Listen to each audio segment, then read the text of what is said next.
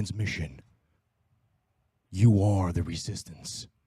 This is your last chance. After this, there is no turning back. You take the blue pill. The story ends. You wake up in your bed and believe whatever you want to believe. You take the red pill. You stay in Wonderland. And I show you how deep the rabbit hole goes. This is a struggle for the survival. Remember, all I'm offering is the truth, nothing more. And this will be our last chance to say. Trying to free your mind. It is this feeling that has brought you to me. At last. No judge in U.S. history has ever told somebody what they can and can't say. The whole purpose of the First Amendment is to keep the government the hell out of the business of speech. Many of us had to be brought to the brink. A lot of us here have calling. I can only show you the door. To awaken others. You're the one that has to walk through it. Spreading a message. Something's happening, right? The world is changing every day. Civilization is weird. Time is coming. That The train can't be stopped.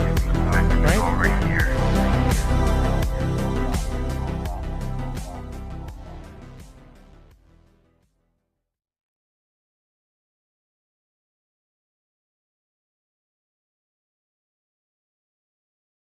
If you are receiving this transmission, you are the resistance. This is your last chance. After this, there is no turning back. You take the blue pill. The story ends. You wake up in your bed and believe whatever you want to believe. You take the red pill. You stay in Wonderland. And I show you how deep the rabbit hole goes. This is a struggle for the survival. Remember, all I'm offering is the truth, nothing more. And this will be our last chance to say. Trying to free your mind. It is this feeling that has brought you to me. At last. No judge in U.S. history has ever told somebody what they can and can't say. The whole purpose of the First Amendment is to keep the government the hell out of the business of speech. Many of us had to be brought to the brink. A lot of us here have calling. I can only show you the door. To awaken others. You're the one that has to walk through it. Spreading a message. Something's happening, right? The world is changing every day. Civilization is weird. Time is coming. That The train can't be stopped. It's already here.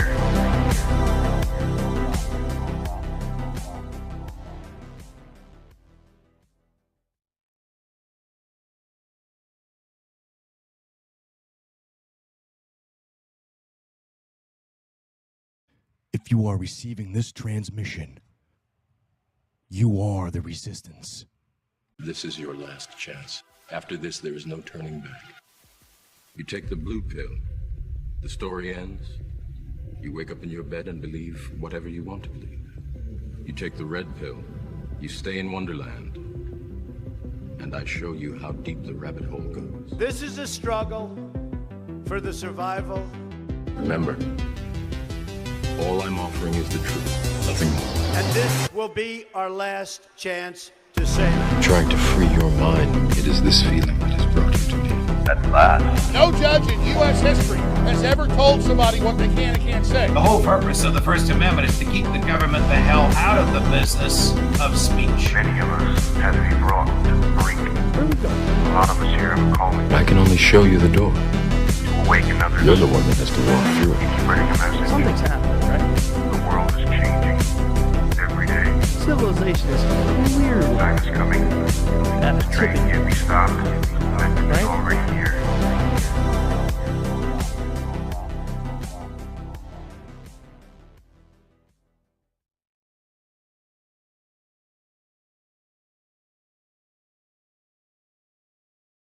iHeartRadio, YouTube, and Rumble. Thank y'all for tuning in once more, hanging out with me another episode. I thank y'all, especially y'all on the Rumble side. Y'all are getting the message. I appreciate that. Everyone's going to the YouTube and going to the Rumble. Also, it's streaming on Facebook right now and X. So shout outs to everybody that's rolling in. I got a really good friend of mine, special guest. You guys have seen him on here before. My very good friend, Freedom Man. I'm actually sending him the info to get locked in here.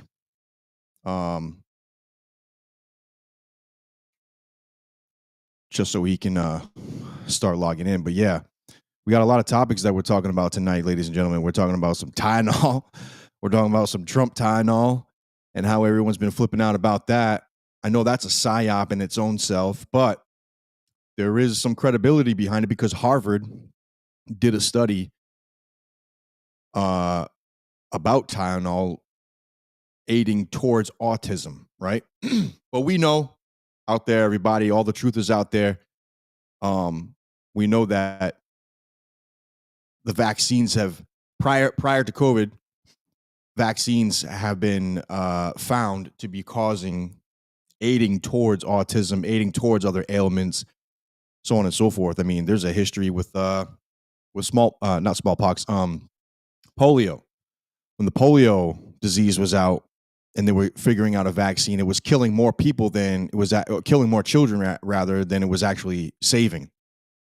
So there's a history with pharmaceutical companies and these big organizations creating these so-called snake oils, right?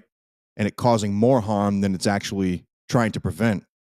Now, I'm not saying that there's not any type of, there's no advancements in there's no advancements in medicine. There certainly is. There's certainly things that are out there that are definitely beneficial, medicinally. But we've gotten so far away from medicinal stuff that we're just like we're so codependent on chemicals and all that stuff. I see you there, Freedom Man. I'm just introducing the show. You can hear me, brother? Okay, good, good, good. So I was just like kind of introducing the show here and having you come on and all that stuff. And we're talking about Tylenol and all that stuff that's causing autism, and everyone's been in a complete uproar and all that nonsense. So like, yeah, people. I mean, I know everyone's out there and they're like, oh, because Trump said it.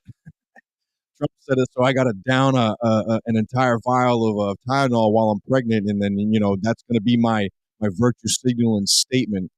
I mean, that's a complete psyop, and if you're doing that, that's terrible. It's terrible.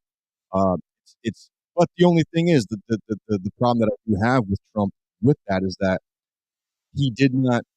He's only mentioning this article about Tylenol, the Harvard study, and all that stuff, and ignoring that vaccines are the bigger culprit, and chemicals in the water, and chemicals in the food, and chemicals in the air, and all that, so on and so forth. So, listen. Our bodies are being bombarded with heavy metals and all that stuff and carcinogens. And yeah, all this stuff is aiding towards, miscarriages and everything. I mean, people are like, oh, that's a conspiracy theorist. Listen, the dirty word used to be conspiracy theorist when the CIA invented it because of the JFK assassination, when everyone was questioning that 70, 80 years ago, somewhere along. And now your best friends are your conspiracy theorists. Your best friends are the ones who have been talking about this stuff. Everyone that's from the 9/11 era, from the JFK era and onward. And now you've entered in because you're now part of the COVID-19 era. Well, congratulations. You're a conspiracy theorist now. Congratulations. Wear it as a badge of honor. I got my brother in here, Freedom Man. I'm excited tonight, man, because I love this guy. We've been very good friends for a very long time. He's mentored me through a lot of information that I wasn't privy to when I was much younger. I'm still a young man to some degree, right? We're still young men. We're not old until we're dead. But I got my brother here, Freedom Man. I'm gonna bring you on screen, brother.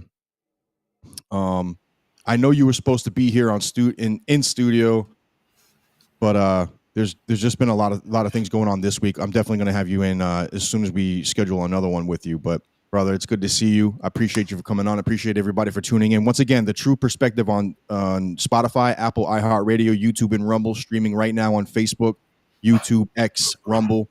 Like, share, subscribe. It helps us fight through the algorithm, everybody. And Freedom Man, how are you, brother?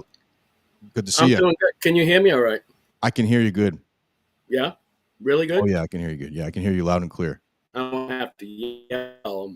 I don't know what volume my voice should be at. Is this normal? That's normal. I think I'm pretty sure Well, thumbs up in the comments that everyone can hear fine and all that stuff. But usually they let me know if they have audio. But I can hear you good. I think I got the lighting a little better this time, maybe. I like the hat too. Yeah, I tried something different for this one. More like Old West. I mean, hey, Yeah. No. you Yeah. got so I wanted you to be in here, but it was just a lot going on. I had my son's birthday this weekend, so it's just a lot of chaos going on right now. Oh, But yeah. But yeah, So- man, like what I was talking about earlier, I was just mentioning just one of the topics that we probably touch on, and the whole Tylenol thing. Trump's going crazy about that, and I know you have some judiciary stuff that you may want to talk about. That you've been going through. I don't know if you want to mention that or bring that up. Well, the one of website the things also. about Go ahead. when you talk about the Tylenol thing and autism, Mm. is it a distraction? I mean, are they trying to shut down that corporation for some reason? I don't really know what the reason behind, because it's not just Tylenol. Tylenol is like a name Yeah. brand, but Right. acetaminophen has been around for quite a long time, and there's lots of generics to that as well. So are they specifically targeting Tylenol, the company, or are they saying that this generic, people know it by the name Tylenol, but Yeah, it's what is acetaminophen it? is Acetaminophen, right? Something like yeah, that. Yeah. yeah, it's it's a generic drug that's been around for a long time. And I'm sure maybe I don't know how they just suddenly all of a sudden decided that it's causing stuff, but I Right. heard at least, I'm going to say, about a decade ago, I remember doing a podcast about Roundup and how people are spraying weeds all around their houses, and Yep. then the kids go out and play in the grass. It's like this Roundup, I think, is way worse, it seems to me, than what Tylenol, and Yeah. they Isn't made the isn't same there? kind of claims.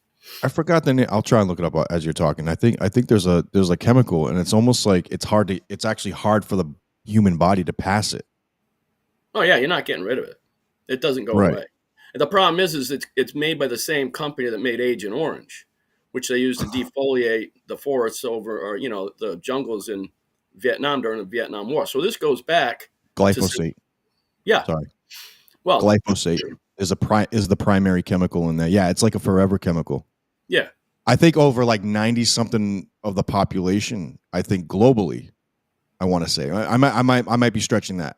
I want, at least in the West, it's probably like 90% of the population has been, affected by that.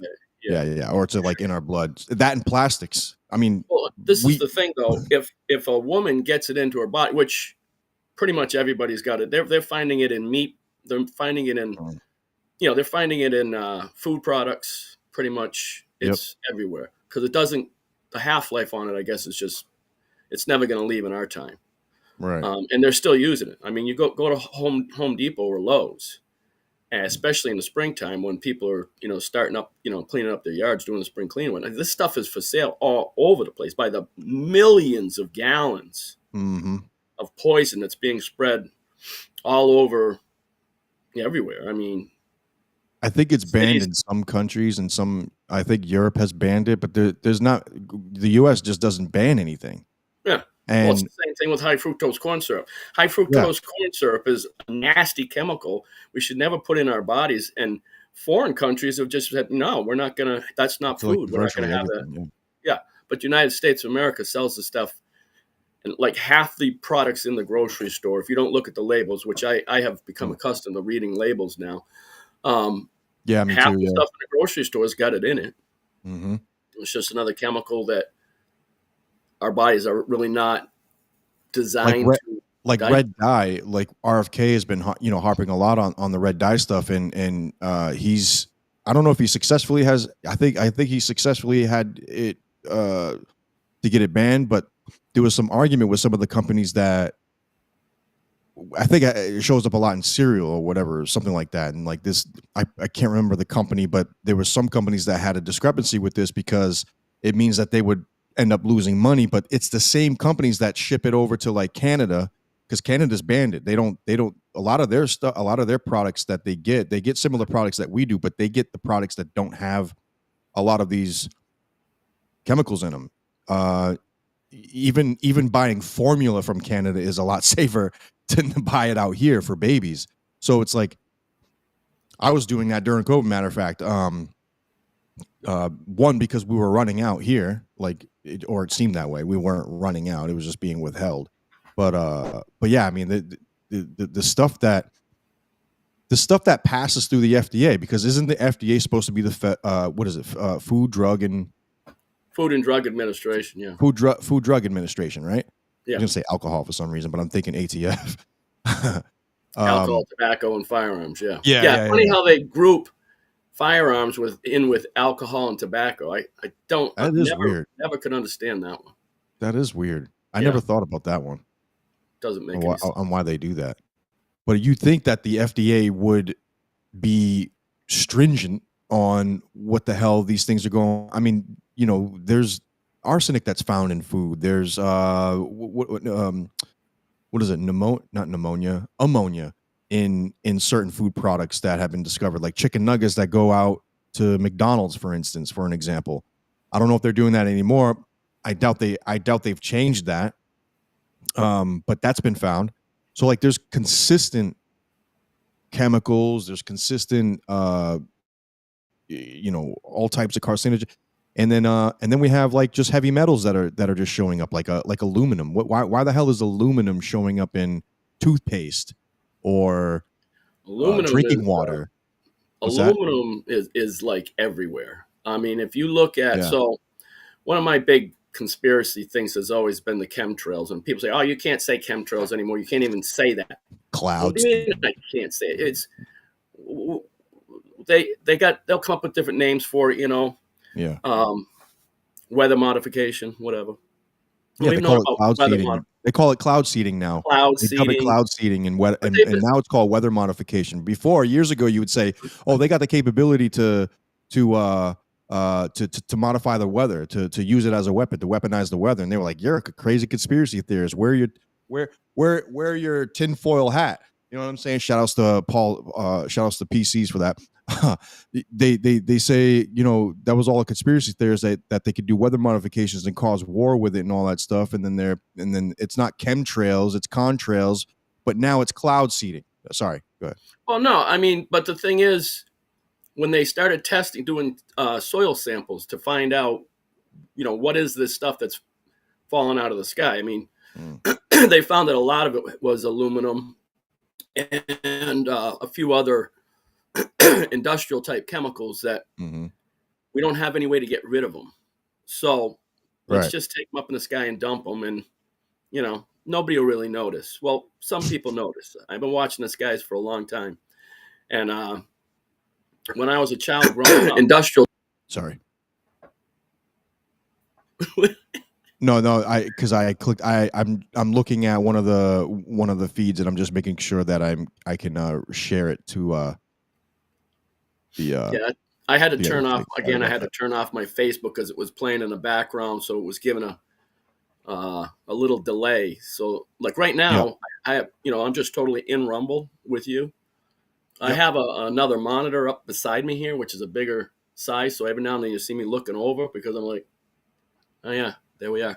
But I'm not getting any kind of feedback. So I hope that's working out. Okay. No, yeah, I'm not getting any feedback. As soon as I clicked on, if I check the feed or something like that, and if I click on the video, it'll end up like playing. It's a couple seconds delayed or something. Yeah, it's just a couple second delay. I'm just trying to share it. So, go ahead. The thing with the glyphosate and Tylenol and the red dye and high fructose corn, so all this stuff, they have noted there are scientists who actually study. Obviously, they're studying. Sorry about that. And autism, if you look at the graph of how many cases of like medically or clinically diagnosed cases of autism, how it has grown, say, in the last 50 or 60 years, and then you put the same graph of how much glyphosate has been used in same time period, 50, 60 years, or any of the other things like Tylenol when I was a kid, we had baby aspirin. It was just aspirin. Yep. Then at some point, they decided there was a thing called the Rise syndrome, where children were Oh, having seizures or something and they said it was because of the aspirin. So, you got to do this. You got to use this other thing instead. Use Tylenol instead. So they came up with children's Tylenol, yep. and big competition in the marketplace. So, is it just about we're going to sell one product and we're going to advertise? The government's going to get behind it. Yep. Why are they trying to get rid of Tylenol all of a sudden? I really that's the thing. When I look at conspiracies, when a government gets behind something, Mm. I mean, the influence is huge, Mm. because people want to believe that the government is beneficial and that the government's there to protect us. But when we look at the greater scheme of things, we can see that the government does really not have the interest of the American people always in the forefront. You know what I'm Right. saying? Right. So I got to get something to drink. I'm getting a scratchy. It's all good. If you need to run and go get something to drink, Yeah, that's all right. just give me a minute. I'll be right back. That's cool. Yeah. I'm not sure what. I don't know if they had said that they were going to be getting rid of Tylenol or just getting rid of the main I guess ingredient to Tylenol, which is acetaminophen. It's a fun word to say fast. But it's definitely a psyop because it's as though Trump only laid it on to just Tylenol alone, basically. And then there's no other conversation about anything else. There's no conversation about chemtrails. There's no. By the way, all of that's in congressional hearing. It's in congressional hearing all the time. People talking about chemtrails. Robert Kennedy Jr. Is constantly talking about it, among many other things, environmental stuff. But when Trump put it on the spotlight for Tylenol and all that stuff, he just laid it on to Tylenol. So I mean, personally, I have a problem with that, and I think everybody else should have a problem with that. So you're not mentioning everything else. Yeah, acetaminophen. I think I'm saying it right. Maybe one of the culprits, but it's not the only one. You have chemtrails. You have chemicals that are in the water that they're dumping all the time. By the way, fluoride is now coming up into a lot of conversation, especially in Florida, other states. Fluoride is probably one of the first chemicals that's been added to Drinking water. our bodies. Okay, our Yeah. body. We're putting this stuff in our body. This is Yeah. a poisonous chemical. It's been known to be a poisonous chemical. The other interesting thing, talking about aluminum, Mm-hmm. I can't remember how it works, but I believe that aluminum is a byproduct of the industry which creates fluoride. In other words, aluminum and fluoride. You can look it up. I don't want to be Yeah. I don't want to make stuff up and okay, I got that wrong. But I believe that fluoride and aluminum coincidentally have some sort of industrial connection. I remember seeing or hearing about this a long time ago. I wish I had more details on it. But yeah, these chemicals that are being introduced into our flesh, Yep. Supposedly a lot of it is for medical reasons, like you're going to be healthier. But it turns out that that's not always true. Like that, it's almost like. It doesn't say it's a byproduct, but it says that it is a catalyst. So fluoride compounds like aluminum fluoride are used as catalyst in the Hall-Héroult process, which extracts pure aluminum from aluminum oxide. So there's aluminum, there's fluoride, and then there's aluminum fluoride. So yeah, I mean, so it's a catalyst. It's not exactly the point is, I guess the point that I'm trying to make. No, I'm not saying like you were necessarily wrong. It's not a byproduct, but it's a catalyst to it. It's part of the process. Okay, so we have tons and tons and tons of aluminum everywhere. Everywhere. It's on the top of Mount Everest. Did you know that? Is what I was getting to was when they were doing the soil samples to test for what the stuff was that was in the sky. What is being sprayed? They found that there is high concentrations of aluminum in soil samples that should never have any aluminum. Yeah, it doesn't exist. Whereas how is aluminum getting up in the top of a mountain where a glacier has been for thousands of years? You know, Right. like you take the top of a mountain. I think the sample example was there was a mountain out in California where they took some soil samples at the very, very top of this mountain, which is pretty much under ice Yep. all year round. So, how does aluminum get up there? Exactly. Aluminum doesn't get up there. It's getting up there because planes are flying over, spraying the stuff in the sky. But it shouldn't be there. So all that is getting into our bodies and into children's bodies. Mm-hmm. And then you put on top of that now. I mean, this is where the conspiracy goes over the top. When you have something like mRNA, Yep. this is directly genetically modifying the human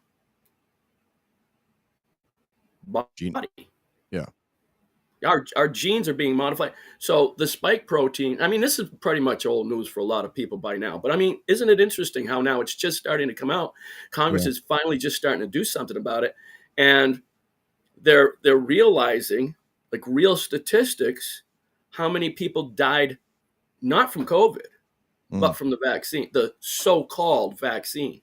Yep. Because it's not a vaccine, it's gene therapy. Right. And it's literally genetically modifying human beings. Mm-hmm.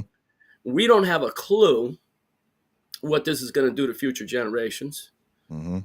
I mean, we could guess that it's going to definitely reduce the population. I have a feeling that it's probably going to reduce the population, and it may even get to the point where people become just not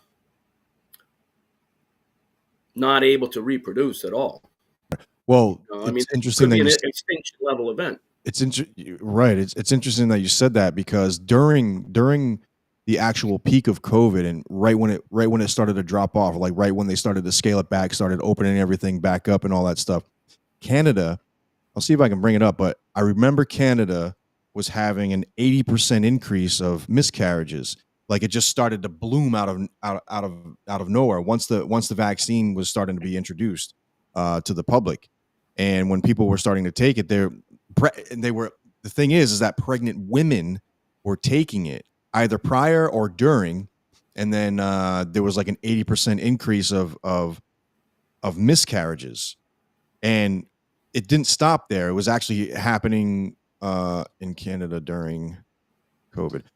It was actually happening like globally, right? So, Oh yeah. and then yeah, of course, studies found the way. Yeah, I mean, this is because Google's a fucking piece of shit. Sorry. Oh, watch your language there, I know. buddy. So We're keeping it clean. I remember specifically reading the article. It's being scrubbed right now. That's ridiculous because I remember reading that article. Public Health Agency info states that 15 to 25% pregnancies in Canada end in miscarriage, a figure consistent with pre-pandemic years. Yeah, but it increased. Anyway, that's Google. That's why I don't trust the Google AI stuff because they scrub stuff, and that's one of the reasons why they introduce AI. But for that matter, so what I wanted to also add on there is that too, like during COVID, during when the vaccine was coming out and being introduced and people were taking it, we already started to see an uptick in like myocarditis. In fact, before that, actually, I remember seeing videos of people with Bell palsy. Hey, Lady Liberty, thank you for tuning in. Love you, sis. We were getting like these Bell palsy type things, like things that just weren't particularly common to happen, I guess. I mean, it does happen, but it's neurological. Eventually, I guess some of these people would recover, but then a lot of these, some people were end up getting like this bruising amongst their face and like internal stuff, and then the myocarditis was also being coming about, and a lot of people were getting injured. You had professional sports players like dropping dead, most of them. Yeah. Drop dead at practice. Yep. I mean, come on. These are some of the healthiest people in the world. Granted, they might party a lot too. I don't know. But I mean, you don't just go out onto a football field and drop dead. Right. Unless he had that vaccine yesterday. Yeah. What? Are you kidding me? Now, so earlier today, an old friend of mine from high school, a girl that I knew when I was like 15 or maybe she was 15, I was 16. I don't know. We were in high school together. We rode the same bus together. We've been friends for a long, long, long time. So I started telling her I was going to be doing this, and I sent her a link to my previous episode 40, and she was like, don't do the accent thing, because like she's like, no, I want to hear your real voice. I'm like, well, I don't even know what my real voice is anymore. What am I supposed to talk like Boston? I mean, look, I got a Patriots shirt on. Yeah. I don't, I've done so many different kind of voices over the years, and I've lived in a lot of different places. Like when I was living down south in South Carolina, I lived down there for 4 years while I was in the Marine Corps. I Mm. came back to Massachusetts with a heavy Southern accent, right? Mm-hmm. And then I've done fun things, goofing off like with what we did on episode 40 there. Now, it was difficult for me to get out of that for a little Right. bit. You And were in then character. recently, I watched that episode again a couple times to just kind of refamiliarize myself with what were we talking about.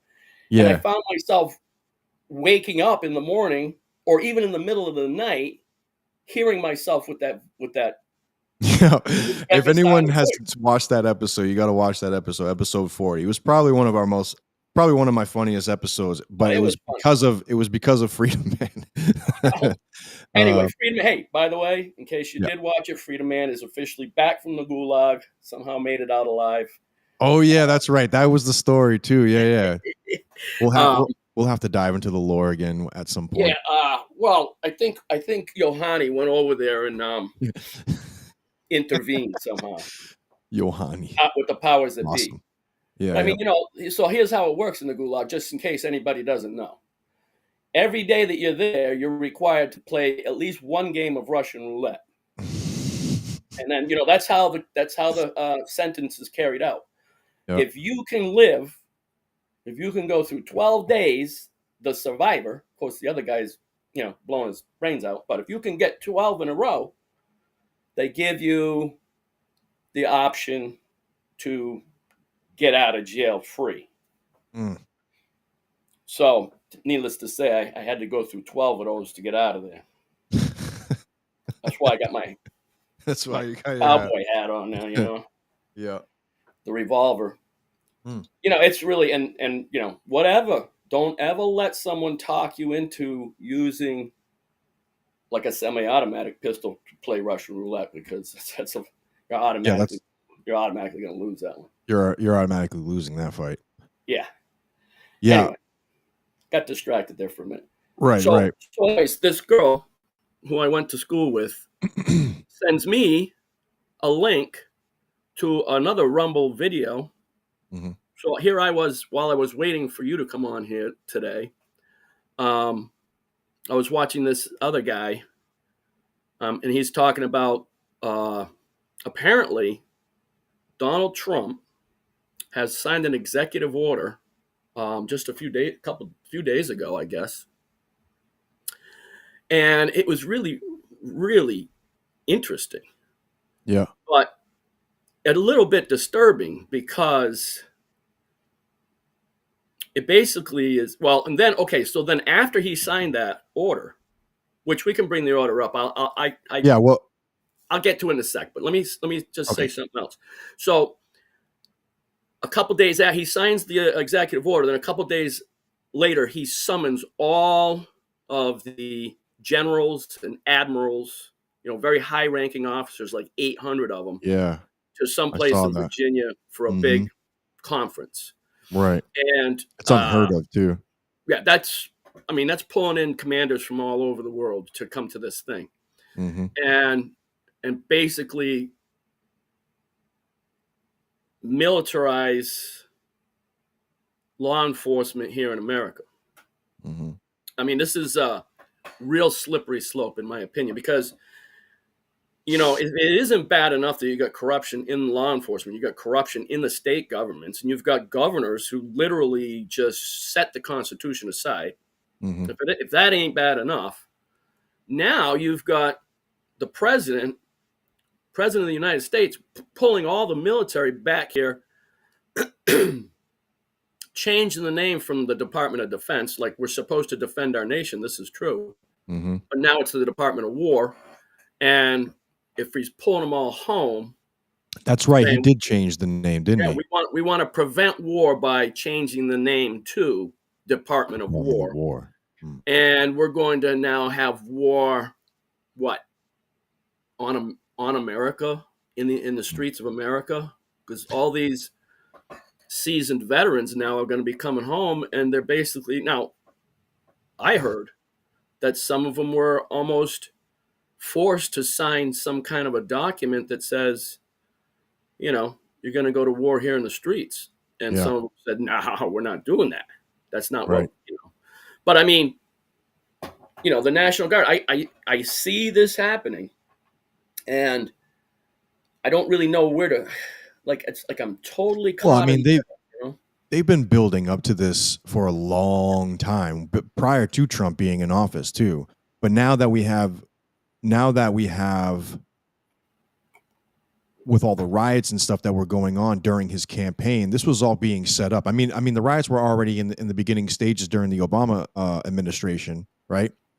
And then, but prior to that, during Bush's administration, they were already ramping up and militarizing the police. So we have the shaping and the reintroducing of the police as a military, as a domestic military, that is now patrolling our streets, or at least they could be activated that way. So we have that, and then fast forward, Trump administration, you have the riots going on. Obviously, they're paid by George Soros and all that stuff, and other big companies that are leaving cinder blocks or whatever bricks on street corners and whatever else, and then they're paying these people in order to try and get some activism going, and a lot of it's grassrooted, but a lot of it's paid activism.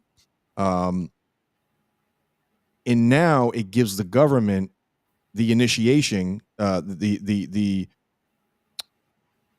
initiative to take their military, take the military, and then pair it together with the police, because we saw that during COVID. We saw the coupling already happening during COVID, during the height of COVID, during the last administration, during the last bit of Trump's administration. We saw the coupling already like coming together, because you saw the military out in the streets, although they held the borders, and the police were pretty much doing the detail, but you had the military, or National Guard rather, coupled, just kind of protecting the outskirts or whatever. But we also saw in places like that place in Portland, Oregon, we had federal agents that were dressed up in military gear, arresting people and all that stuff. Now, yes, on one hand, a lot of criminal actions were being done, and that's you got to answer to that. But at the same time, it's the militarization that's happening. So now what we have is an increase of violence, also, and an increase of what's happened. It's not just riots that are in the streets. It's not these people just protesting. It's actual day-to-day violence. People getting stabbed in the bus, or you have other types. I'm just naming that as an example. People just getting killed left and right, or harmed left and right. So now people are begging for the government, and this is what they want. I mean, I think we saw the foreshadowing of this at least 5, maybe 10 years ago, is that the people were already begging for the government to intervene. And that's the dangerous part, is when they start having the public actually begging for the government to do something, when the government does the complete opposite. It's kind of like when a nation takes over, or if a nation reaches out and they need help for whatever, if America's going to step in, they don't leave. They don't just relinquish their power. In fact, they enforce it even further. So I don't know if the Insurrection Act and all of this stuff that Trump's trying to do is the answer. What needs to happen is that, first of all, the reformation of what policing needs to be, and also you need to let police do what they're supposed to do in the correct manner that they're supposed to do by the Constitution. It's you the know what I'm whole saying? process. The due process is being eliminated. Well, yeah, it's being modified, to say the least. Yeah. I mean, it's bad enough you can't get a fair shake in court. Oh, I can go on about this too. In Massachusetts, by the way, is probably the worst state when it comes to corruption. And I mean, I used to say that about Rhode Island, but let me tell you what, Mm. Massachusetts is way worse. Massachusetts is up there with California when it comes to corruption in I the agree government. with that. Yeah, yeah. I I mean, agree with that. they're giving me a hard time now over my driver's license, and I turned 65 on July 19th. We're in October. My Yep. my driver's license expired on my birthday. I went down there to try and get, all right, I got a Florida license, so I want to, I live in Massachusetts now. I'm going to get a Massachusetts license. Oh no. They got to dig up every bit of history anything that ever happened to me in my life. I got to pay for it over again. And Hmm. I'm like, no, I'm not paying for that over again. That was decided years ago. It's done and it's over with. These people are still trying to now. So here we are. Like I said, we're into October, and I still don't have my driver's license. So Yeah. they're forcing me to drive around on a suspended, what they claim to be a suspended license. But Yep. when I asked them, and then they're like, "Oh, here, call this number." You call the number, and you can call the number 100 times. No one ever Hmm. answers the phone. You get all kind of menus to go through. You get all kind of messages. They just keep saying the same stuff over there while you're on hold. Hmm. And then all of a sudden, it'll just say, "Well, sorry, try again later." Click, and it'll just hang up on you. Yeah. The state. And I'm telling you, This, this has happened to me in the past couple of weeks. Are you kidding me? What are the what are we paying for government offices to just not do their job? Because there's got to be someone on the other end of that phone, or there yeah. should be, if they're giving out this phone number. Here, call this number. Well, So here's the thing. There's never any accountability for these things. You know and what they I'm can't saying? prove anything. They don't like. I'm Right. like, what's the case number? Right. Oh, we don't have a case number. I says, all right, then you don't have a case. Oh, Right. well, it's in the That's a computer. It says this. Well, in the computer, it says that because somebody failed to remove that from the computer, or somebody put that in there by mistake. Mhm. And now what? 30 years has gone by. Right. And, all right, look, I had a Vermont driver's license. Mhm. Traded it in for a Rhode Island driver's license like 20 some years ago. No problem, no hearings, nothing was required. Mm. Had that license for, I don't know, dozen years or so. Went down to Florida, got a Florida driver's license. Mhm. No problem. No hearings required. No fine to be paid. Now, 8 years have gone by with the Florida driver's license. Mm. I haven't had any tickets or anything. And I go to trade my Florida driver's license in for Massachusetts driver's license. All of a sudden, I got hearings. I got unpaid fines. I got all the time. I'm like, where? Show Right. me. And then they're like, well, here, you got to call this number. And you can't get through on that number. Mm. So, like, I've had to do it before. There's an office of the constituencies advocacy, constituent advocacy, constituent advocacy office of the governor. And I had to call this number before to get some help. But Yep. they will actually assign someone, I don't know, legal aid or whatever, from the governor's office. But you know what? I don't really trust the governor of Massachusetts. She's as corrupt as they get. When she was the attorney general, I couldn't get any help from her. Yeah. Now she's the governor, and I suspect I'm I probably can't going to believe she got voted in. I mean, I Oh guess man, we can, but tell me. But so I got to try and work with her, the governor's office, to try and get someone to tell me how I'm going to get my driver's license back. Because I know my driver's license hasn't been suspended for 30 years. Mm. I mean, you remember when we worked for Sunrun, right? yeah. Yep. How many background? What kind of? I mean, hooks did we have? they do a federal background, so I mean, anything Federal, that you'd ever done would have to come up. So right?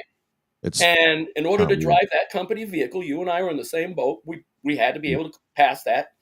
Whatever. Yeah, DOT. Nobody Yep. said nothing to me about it then. Why all of Yep. a sudden now? And it's the same state, talking Massachusetts. Okay, the job I had after that one, similar situation. I had to be able to drive a company vehicle. They do the same kind of background checks, all the Mhm. same stuff. Nobody said it. No, yep, I was good to go. Yeah. Nobody said anything about a hearing then. Nobody said my license was suspended then. I've driven passengers around for Uber. For years, I had done Uber. Same thing with Lyft. When you drive passengers, you got to have background checks. Nobody ever said anything to me about having a suspended license then. Yeah. I mean, this is just in the past decade. So why all of a sudden when I go to get my driver's license, am I being like, it's almost like I feel like I'm being targeted. Like they don't, for whatever reason, there's some reason, they don't want me to drive in the state of Massachusetts. So I don't even know where I was going with that. Just government corruption overall, I guess. Yeah, I mean, it's a good, well, it's a personal point. It's a personal story. I mean, and you've gone through other things too before. I mean, I don't know Oh, if you want to mention it, but there was some things in Pawtucket so that you've many. gone through years ago Yeah. where, like, dude, And I thought they were, I mean, at that time too, you were going through, I think you were going through some lawsuits as well with the state or with the city. And I won't get too specific on the case unless you want to mention it, but you know, they were literally going after your rights. You were on your property, you with know? the gun thing. Yeah, Yep. with the gun. Mhm. Well, that's where Yep. Freedom Man Began. really kind of took a stand. And Yeah. people are Mhm. like, gee, Shield, plucky you didn't get killed on that one. You know, I mean, these Yeah, cops yeah, pulled for their sure. guns out and were pointing their guns at me. Yeah. All one of them had to do was a nervous little flinch and I'd be dead. I could actually Yep. feel, honestly, when I was standing there in another life, another timeline, I could Mm. feel bullets ripping through my chest. You know what I mean? It's like Yeah. that's a kind of a scary thing because you don't know this cop. And Right. the two cops, by the way, that did that to me Mm. were already notorious in the town for being, you know, hot shots. Right. And then they Aggressive. come over and pull that shit on me. And I'm standing in my own driveway. Yep. You know, Yeah, because you everybody said has a they're like, right. You have a right to defend your property. You have a right to defend your Mhm. home, yourself. And if it means taking out a firearm, you're on private property. They got Mhm. no right to come over and kill you. All Mhm. right. Look at where we are today. The way things are, people, the police, well, this is where I'm getting at with the whole militarization of the police departments and stuff. Mm. What makes you think that these people, I mean, I have been watching some of the videos and I got to admit, they're being very cautious. I see them using paintball guns, Yeah. you know, stuff like that to Yep. try and be gentler on these Right. people, you know, Right. the people who claim to be assembling, peacefully assembling, and then they got, you know, throwing things, like you said, bricks, whatever they can do, Mhm. causing traffic jams, literally using their cars to block federal agents from being able to drive in and out of these facilities. Mhm. Some of the stuff I'm like, you know, if I was one of those guys, I just might open fire, you know? Right. I mean, and Right. what's going to stop, you know, I mean, God forbid something like that should happen because if you remember, where was it? Oh, you know, back after Vietnam War, there was a bunch of college students protesting the war, Yes. and Yes. one young kid just opened fire. Yeah. You Well, know, so, didn't the military also open fire on no, the college military. students? I'm talking about a young Right. kid, Right. young Right. like Right. Okay. private Yeah. in the Yeah. army or Yeah. National Mhm. Guard, just Yeah. It was the got military that nervous actually and, did. and shot into a crowd of college kids, and a couple Yep. of kids got killed. It was in Wisconsin, I think. I believe so. Yeah. Yep. I can't remember the name of it, but most people probably remember that. That there's been songs written about it and everything, you know. But it's one of those things where the military is forced sometimes to overstep the boundaries of what the civilian population, you know, the civilian population Kent is State. who Kent State, right? Kent State and Um, Jackson State. Apparently. so Yep. National there's Guardsmen supposed to fired be a into a crowd of anti-war protesters. Sorry, I was yeah. just No, wanted I to. mean that's good. I'm glad you looked it up because um, the potential for that to happen again with this kind of activity that's Oh, going on. it's all the I way up. mean, I don't It's even right know there. how. Yeah, I It's all. mean, I see it like this because you said, like, you know, it appears as though like a little bit of their tactics right now are soft, I guess, with, you know, pepper balls and all that stuff. To me, from the height, from the temperature that is now in our country, that's more of an antagonization that someone's just going to come out with a rifle or something like that or whatever, and well, just take a look. start sending rounds down. You know what I'm saying? And God forbid that happens, but when that happens, and when that happens to a scale that they're actually taking out, I mean, there's already been ambushes already on ICE agents for that matter. I mean, so and there's been ambushes on Look what police. happened with Charlie Kirk, right? There's people. Sure. This is really weird. I'm just going to say it. I'm going to throw it out there Yeah, because it went through my mind. Being a conspiracy theorist like I am, that case is like weird. I have been for a really long time. And it's not conspiracy theory when you can actually show, when you connect the dots and you can actually see that there was definitely a conspiracy going on. Yeah, There are people right now who are saying that Charlie Kirk's not really dead. And I yeah. thought that. First thing I thought was, oh, they faked that, because why would somebody do that for real? But here you got some lunatic. Well, even the how do shooter, you, I don't know. it's just like, if they faked that, which, the thought did go through my mind, I'm telling It's you. gone through my mind as well. Yeah, But either way, the fact that you've got, and I don't know how you fake that. I guess Hollywood, you can do anything, right? But so let's just hold back on that for a minute. If you've got some kid who's willing to take a rifle onto a college campus and shoot at somebody, an innocent person, no matter how much you dislike what they're talking about. This is the kind of stuff that fuels the fire, which ultimately will cause something like, some ICE agents just suddenly snapping out one day and yeah, gunning down a bunch of people in the street. mm-hmm. And I don't know how there's no justifying that. Even if we want to talk about all the crime that's happening, right? There's a lot of crime happening in America that's being overlooked. So I can fully understand why Trump would want to get the National Guard and cleaning up some of these cities. The cities have become really horrible places for a lot of people to live. Mm-hmm. And yet people have become so accustomed to the violence that they're not even like the governors and the mayors of these cities. They're just not doing their job, Right. So No, yeah. where do you draw the line? Do we say we should not bring in federal troops? Do we need a special branch of military? Like ICE is becoming militarized. ICE was not a military branch, but it's starting to look kind of like a military branch now. Right. Yeah, it's definitely been given a lot more a lot more jurisdiction power, because originally ICE is only to protect the border, but now it's. Do I have that right? No. I'm sorry. That's Border Patrol. But Immigrations and Customs Enforcement is what it is.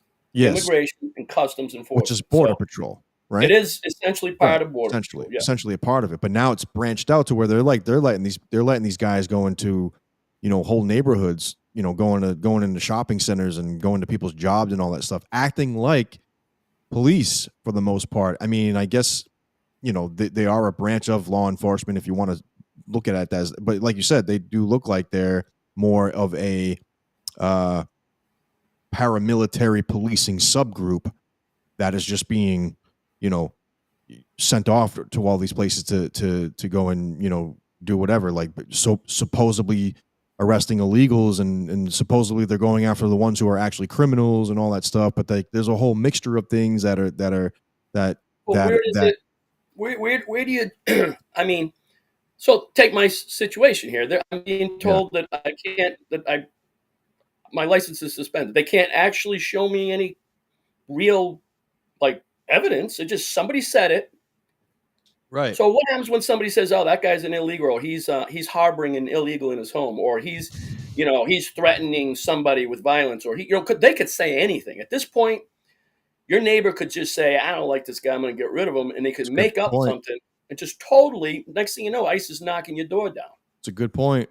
We saw stuff like that during COVID when people were saying like, "No, I'm not going to obey these curfew laws or whatever like that," and people were having cookouts, and you had the neighbors calling on these people, and the cops show up and like, "Hey, you guys got to get dispersed." Some people were getting arrested. There were churchgoers getting arrested, pastors getting arrested, just for singing in a choir. That's one of the First Amendments right there. You know what I'm saying? So right immediately, right off the bat, a lot of this stuff was already being violated, and people were getting pulled over during the highway. I don't know, Jim, mutual friend of ours, during COVID was getting pulled over by the state police, and the state police was asking him, "Hey, where are you going?"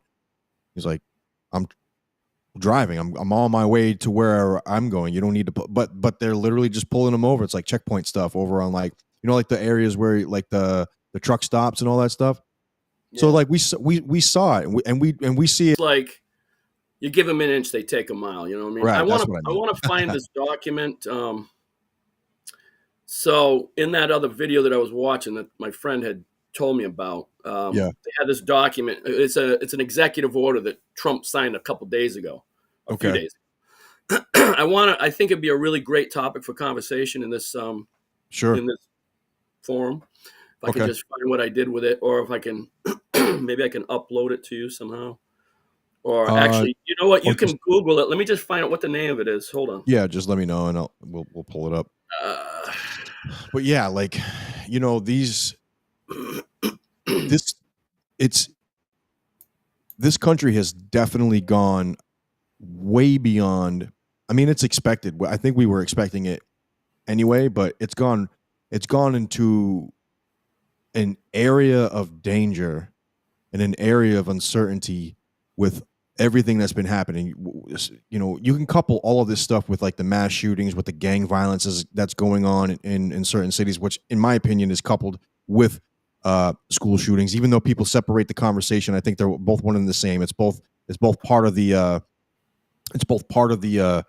the machine to get all of us dependent on government so that they can come in and start either mowing people down or putting people in FEMA camps, which, by the way, they're still up. Those things are still up. Those things are still active. There's FEMA zones for these certain things. So, Oh, yeah. and we've That's talked not about this for years, you and I, Yeah. That's among never many going to go people. away. That's never This going is to the go thing. away. Later on in the show, I want to go to this executive order, but Yeah. later on in the show, I want to talk about how the government has changed. We'll get more into that, but basically, Sure, our yeah. rights have been destroyed. There's no freedom. I said this Right. before. I'll say it again. I'll continue to say it. Yeah. There's no real freedom in the world. Mhm. But the name of the document, it's an executive order. Google Declaration of Authority and Summons. Authority and summons. Okay. You want me to put this up on screen too? If you can find it, you should have a PDF. It has like 5 points. I think it's an executive order that he signed a few days ago. And I would like for you, if you don't mind, or I can do it, but your eyes are probably better than mine, to be able to Okay. read down through these things, just so you can see what has been signed into a lawful executive order right Should I now. should I put Trump in there too? Because I see it coming up, sort of. Hold on. Trump Well, I found it. secretary. I mean, if you click around on a few of those links, you'll eventually get one that you could download. I actually downloaded the picture. I could probably share the picture with you, but I don't know how to do that. Is there a way to upload a document to you or something? I think the only way that you would be able to do it is if you linked it to me, like Facebook, and then I could just pull it up. Let me see if I can do that. Uh-huh. I see a declaration of authority, but this says something about bankruptcy court. No, hold on. That's definitely not I'll what you send want. it right over to you. Now, how do I? Unverify? I want to. If I want to share, if I want to send you a document in like. Let's see. I'll go to X real quick because sometimes I just want to make sure it's verified, like it's not. No, well, I want. That's why I want to send it to you. Okay. I'm gonna download it too. Whoa. Yeah. Like, share, subscribe on the True Perspective on Spotify, Apple, and putting executive orders together. Yeah,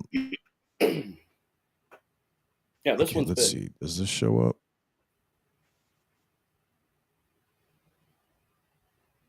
Sharing screen without sharing your system sound. I don't want to share the system sound. I just want to share the photo.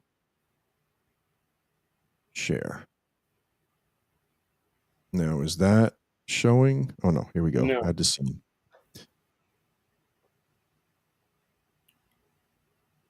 Maybe you have to share your screen with that up there. Yeah, Oh, I'm doing it there you right go. now. Here we go. There you go. All right. So, want me to read it? Yeah, I mean that's Yeah, kind of I can small, read it. bigger. So it's But so according everybody. So to do you know the source of where it came from, John? Freedom Man. Sorry. it was like I said, I saw this on another Rumble Okay, so channel. So another Rumble some guy,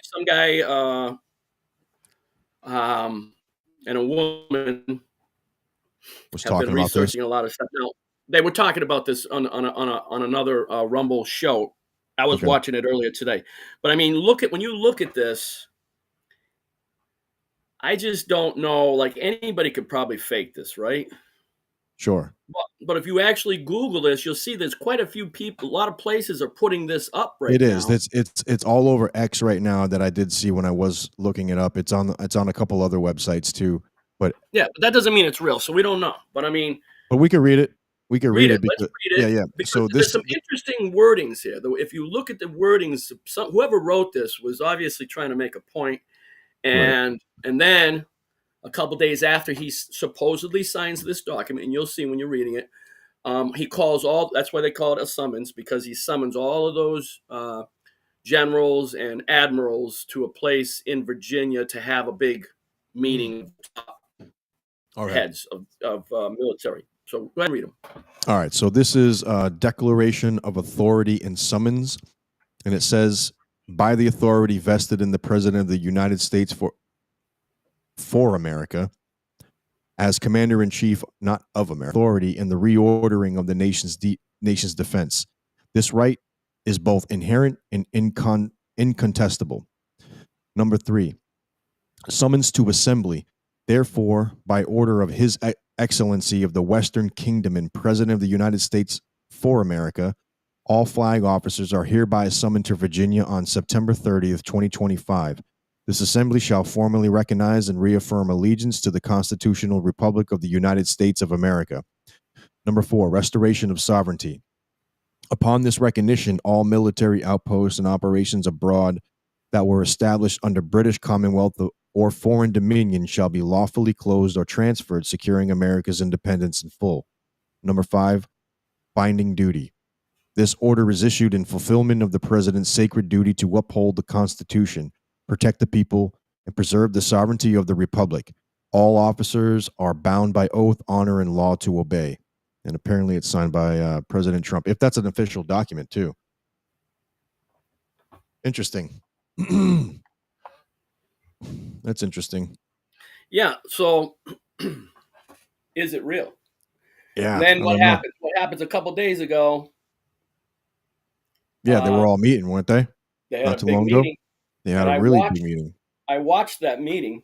It was on the news. Did they make it public? They didn't make it public, did they? You can watch it. But they talked about it, that they were all meeting. No, the vice president came out first and talked to the troops or the generals, the bosses. Okay. Yeah. And I'll tell you what, you listen to what he says, and it's like, wow, there's some serious shit. And then the president himself comes out and talks to them for like an hour. And it's like, this is not. There's this video is of this? Oh, yeah, man. Oh, my goodness. How did I miss that? I don't know how you miss it. I just, like I said, this was Mine. just brought to my attention like yesterday. What the heck? Go look for President Summons Generals. I'm sure it's going to come up a million places. It's a long video, though, I imagine, right? No, yeah. You're not going to be able to put it on here. I'll But, I mean, watch it. I'll definitely watch it after this. But let me see if I can pull it up. President Summit. What does he say? Would you say President talks to Summons troops? generals and admirals, something like that. Okay, President summons admirals, generals.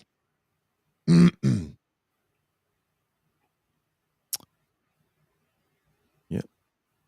Okay. Well, I watched the whole thing. I think I watched it in 2 sections because I think it was the first section was the vice president, and then the second section was the president. And they're both talking to these guys, these high-ranking officials of the military, and pretty much laying the law down about what's going to go on in America today. And I'll tell you what, I'm kind of blown away This by is it. weird. Yeah, man. This is Everybody should be watching this shit, because if you ain't watching this, Now, whether that document that we just looked at is truly an executive order or not, these Right. videos leave very little doubt what's going on in the Right. government in the United States right now. I mean, there is a big, big change going on. Huge. Huge change for sure. And I mean, 100%. some of those admirals and some of those generals probably are going to be automatically retired because some of them aren't towing the line. A lot of the Obama age era guys are still there. A lot of the Mm. Biden guys are still there, and now you got the Trump guys, and they have already said, "Look, we got 800 admirals and generals. We don't need that many. That's like 10 times what we need." Because I mean, the admirals and generals, they're just like, they're the bosses. They don't actually go out and do the war. Why do you need Right. 800 of them? Well, they're planning on closing bases. Like a lot of these. Now, again, is it true? I don't know.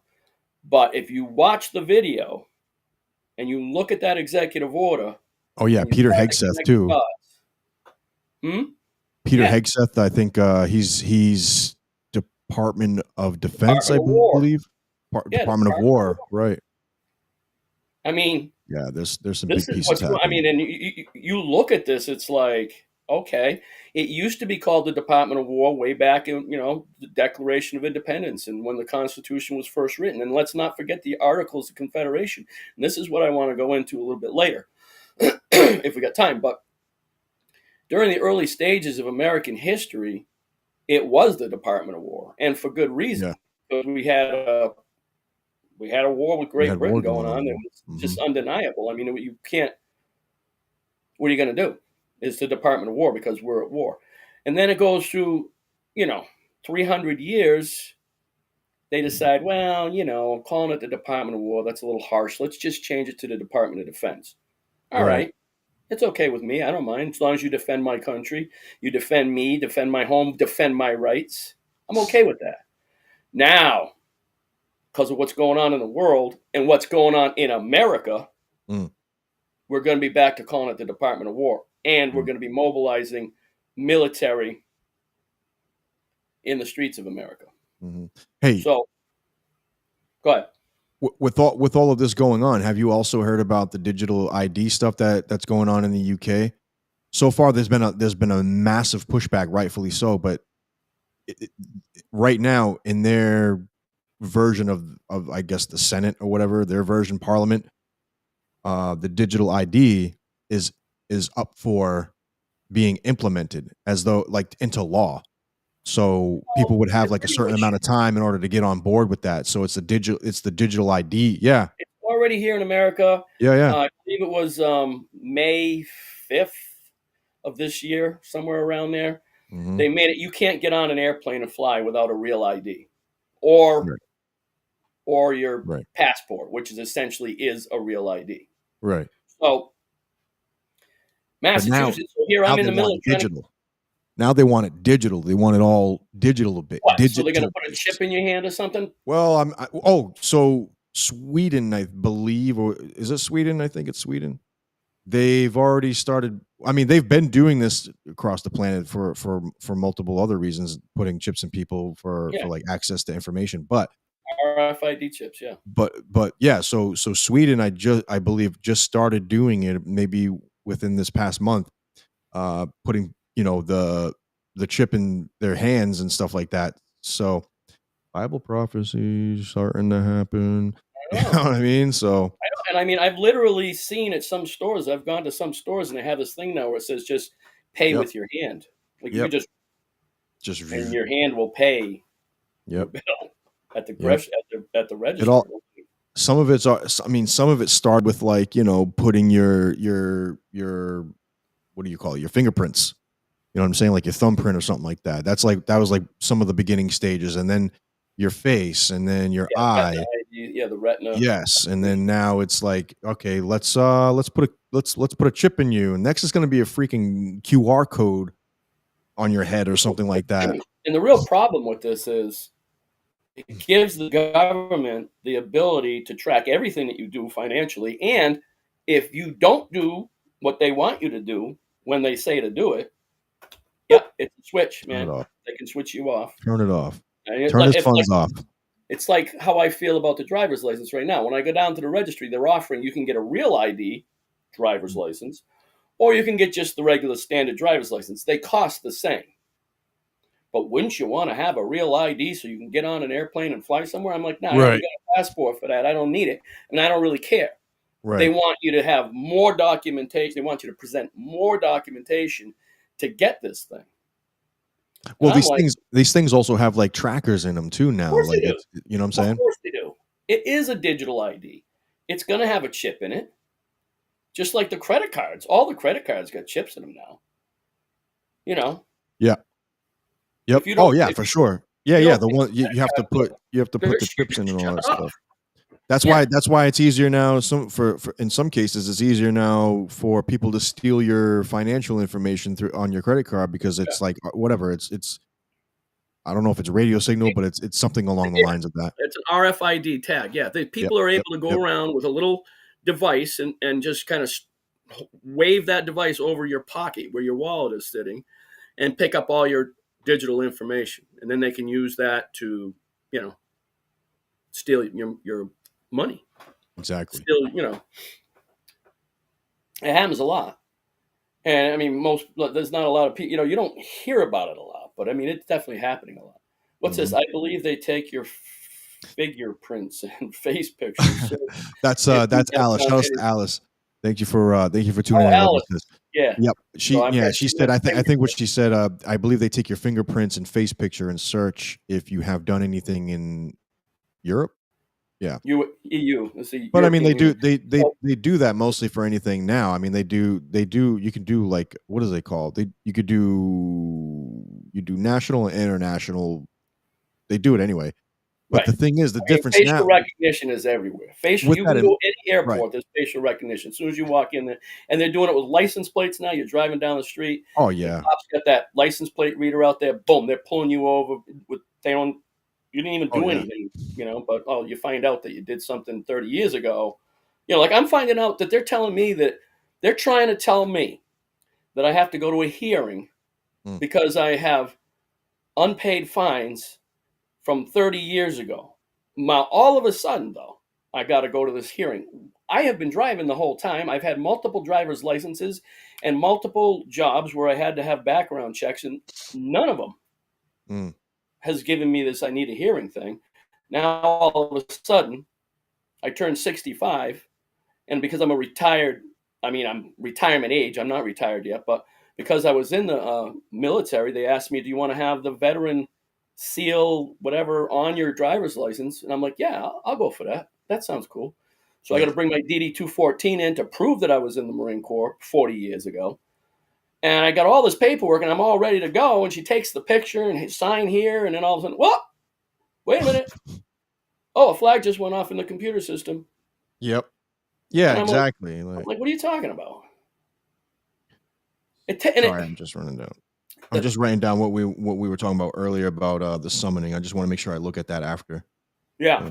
No, that's well, so that conversation and if the video that I watched was I should probably give you the guy's name. I hate to kind of plug another Rumble site. I mean, That's take fine. away. No, that's good if they're I mean as long as they're whatever.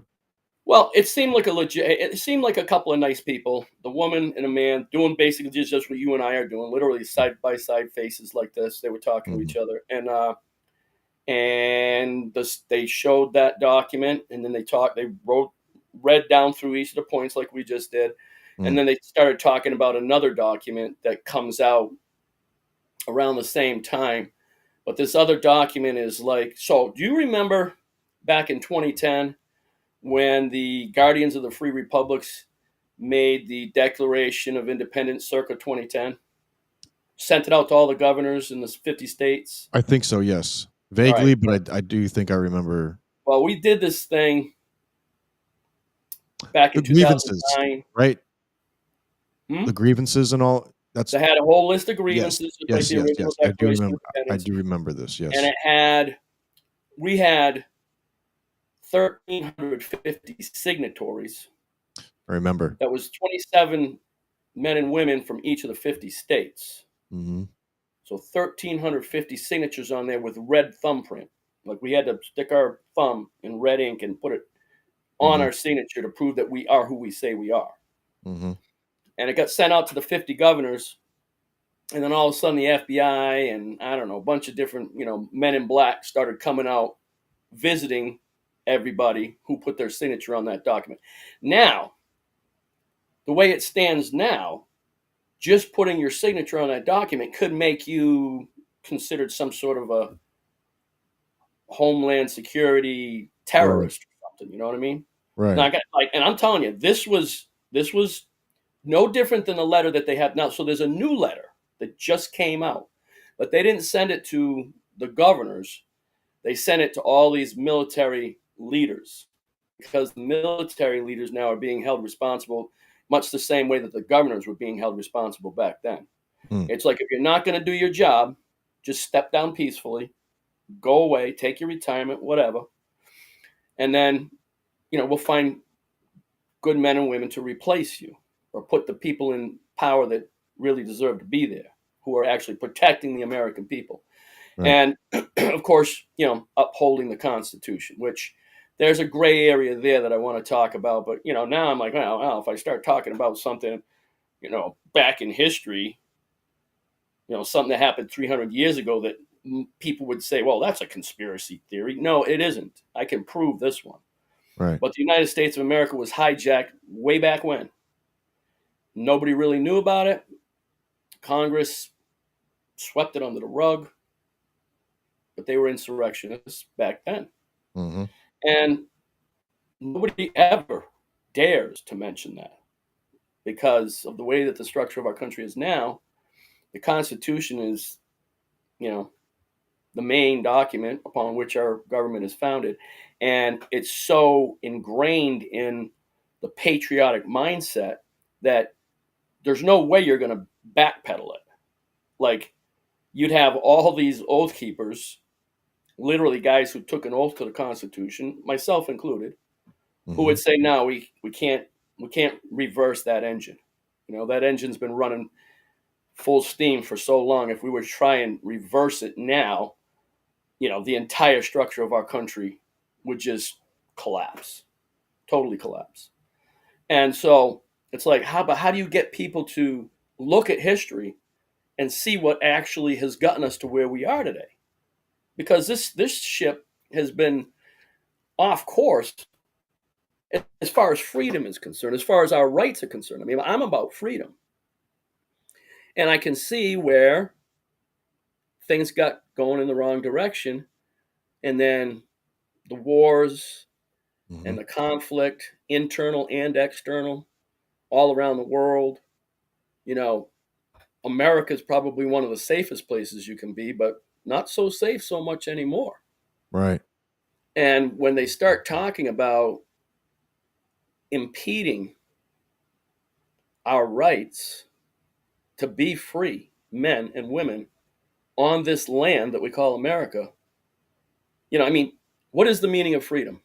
What is truly the meaning of freedom? That I think is probably the first definition that people need to understand. I can do whatever I want as long as I don't harm someone else's ability to do whatever they want. So we're all supposed to be able to do whatever we want as long as we don't hurt each other. Mhm. Play nice. And when it came to property, if you remember, one of the things back in the Declaration of Independence was like life, liberty, and property, or the pursuit of happiness is what they actually changed it. When they first penned that document, it was the word property was there. Mm. And they had a little debate. And so Thomas Jefferson, I believe, came up, well, we'll just call it the pursuit of happiness. Because not everybody had property. Not everybody was a landowner. But you still Right. have a right to pursue your own happiness in whatever space you have. Like if you're renting an apartment, that's your property. If you own a home, that's your property. If you own land and you want to go hunting on your land up in the middle of the woods somewhere, you've got a right to do that. That's your property. And nobody can take that away. Nobody can infringe on those rights. A free man is free to do what he wants on his property. Mm. It's, again, as long as he doesn't do anything to harm the neighbor. I mean, the neighbor has the same rights. We all have the same rights. Now, when it becomes unlawful, like when someone does something that's, now deemed unlawful, and you see your neighbor doing something that's legitimately unlawful, sure, you got a right to make a complaint because they may be harming someone or something without being so apparent. Right. So, like, if you see somebody committing a crime, you have a right to protect your family, your town, whatever, whoever it may be. If they're doing harm to someone else, you have a right to report that, illegal action, whatever it is. Mm-hmm. So where we have come now, though, today is where we're going to have military coming in and doing things that they've never been expected to do before. Right. So this letter, another type of declaration, was written by a group of people, signed by, they said there was 11 pages of signatures. I didn't see the signature page on it. I just saw this document come up on the screen, much like the document we looked at, but by a group of people who consider themselves to be, I guess, patriotic Americans, and kind of trying to, again, go after some of these corrupt military people, just the same way we went after the corrupt governors back, in 2010. Now, I'm not. I don't want anybody to try and say that I'm some kind of a terrorist, because I am certainly not. But when the You FBI, already are. You're talking about nasty stuff right now. I know, Right. This I is all mean, bad stuff. The establishment somebody, doesn't want us talking about any of this stuff. What? You're teaching people about the Constitution? What? This sovereign well, citizen? Get that guy. right. Well, see, that's what happened when the men in black came out to our homes. Yep. To see, why is your signature on this document? What are you trying to say? You threatening the governor? No, we're not threatening the guy. We ain't threatening nobody. We're just saying, if you're going to be corrupt, if you're not going to follow the law of this land, then you have a right to step down and let us fill that position with someone who actually is going to follow the law. This Yep. is a nation of laws.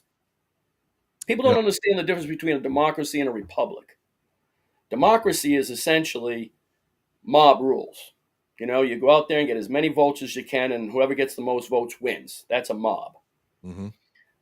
In a republic, it's a system of laws. This is the things of the people. The people create laws to be self-governing. Like, we want to be free, but we know that we have to govern certain activities and behaviors. So you make laws, and then everybody has to agree to those laws. Mm-hmm. It shouldn't be a democratic thing where you're forced to do something against your will. But unfortunately, the way that the world is run right now, and that's why I said it's almost impossible to turn back this tide of corruption. But And people go crazy when you start saying it's a democracy. You know what I'm saying? But it's a republic. When you start saying that it's a republic, they start going nuts about like it. Yeah, but it's democratic. But have you read the Constitution? It's a republic. It doesn't say we the people of the we're the democracy.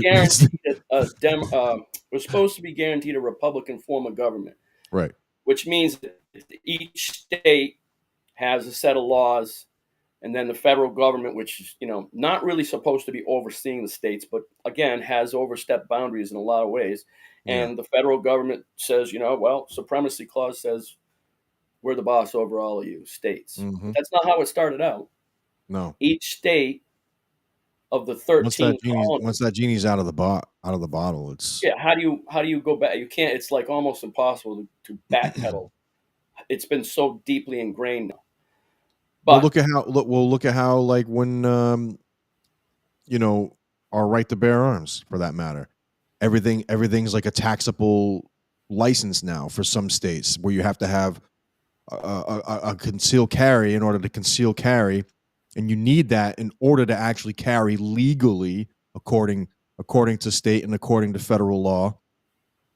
But the Constitution is supposed to be the supreme law of the land that guarantees that you have the right to bear arms, which means that you have the right to bear arms on your person wherever you go, however you go, and because it's the right to protect yourself. It's the people say, oh, it's it's for hunting. A lot of people, it's the dumbest thing ever that when people say this, oh, it's for hunting, has nothing to do with hunting. It has everything to do with being able to form a militia when you to have a regulated militia in order, and also the purpose of having the right to bear arms is to protect yourself against tyranny, foreign and domestic.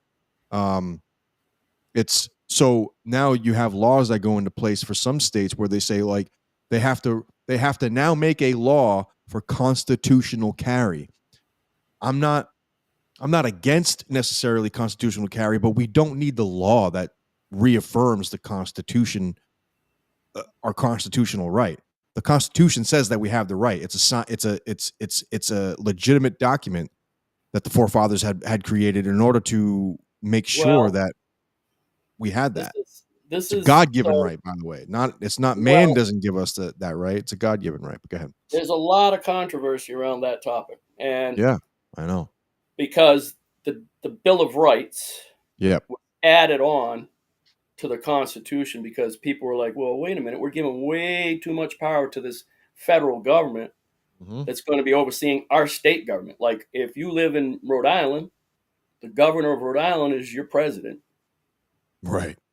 you know? Right. And I'm a Rhode Islander. I'm not anymore. I moved to Massachusetts. So now Mhm. I don't know what I am. But Massachusetts You're now, a New Englander, no I'm matter a New what. Englander. There's no doubt about that. But Right. the state that I live in is telling me I can't drive. Are you kidding me? I Yeah. drive my whole life. Right to Now travel. all of a sudden, well, and this is, That's another yeah, yep. so, Mhm. and here's the thing. The Constitution, most people don't really realize is I got a few things I'm going to break out, Sure. Go ahead. You have the just floor. plant some seeds for thought. But okay, when the 13 colonies were coming together to ratify the Constitution, there was also Canada, could have been the 13th or 14th state Mm. because it was a colony of Great Britain just as well as any of the other colonies. And most people never heard this before, but Bermuda was in the same boat. Bermuda might have been the 15th state. Mm. Bermuda, actually, if you remember, this is something that I found out. I went down to Bermuda last year and went on a pirate cruise, which Nice. is, a tourist thing. Oh, you're going to get on a pirate ship and go around the island. It was fun. But Nice. the guy who was the captain of the ship told a story about 1776 and Francis Scott Key. Most people don't know, but Francis Scott Key wrote the not the Declaration, the Star Spangled Banner Yep. during the War of 1812. So this was after the Revolution, but Great Britain had decided to try and come back. And the people in Bermuda actually, now this is a story I can't confirm. I'm sure it's got to be somewhere in a history book. Mm.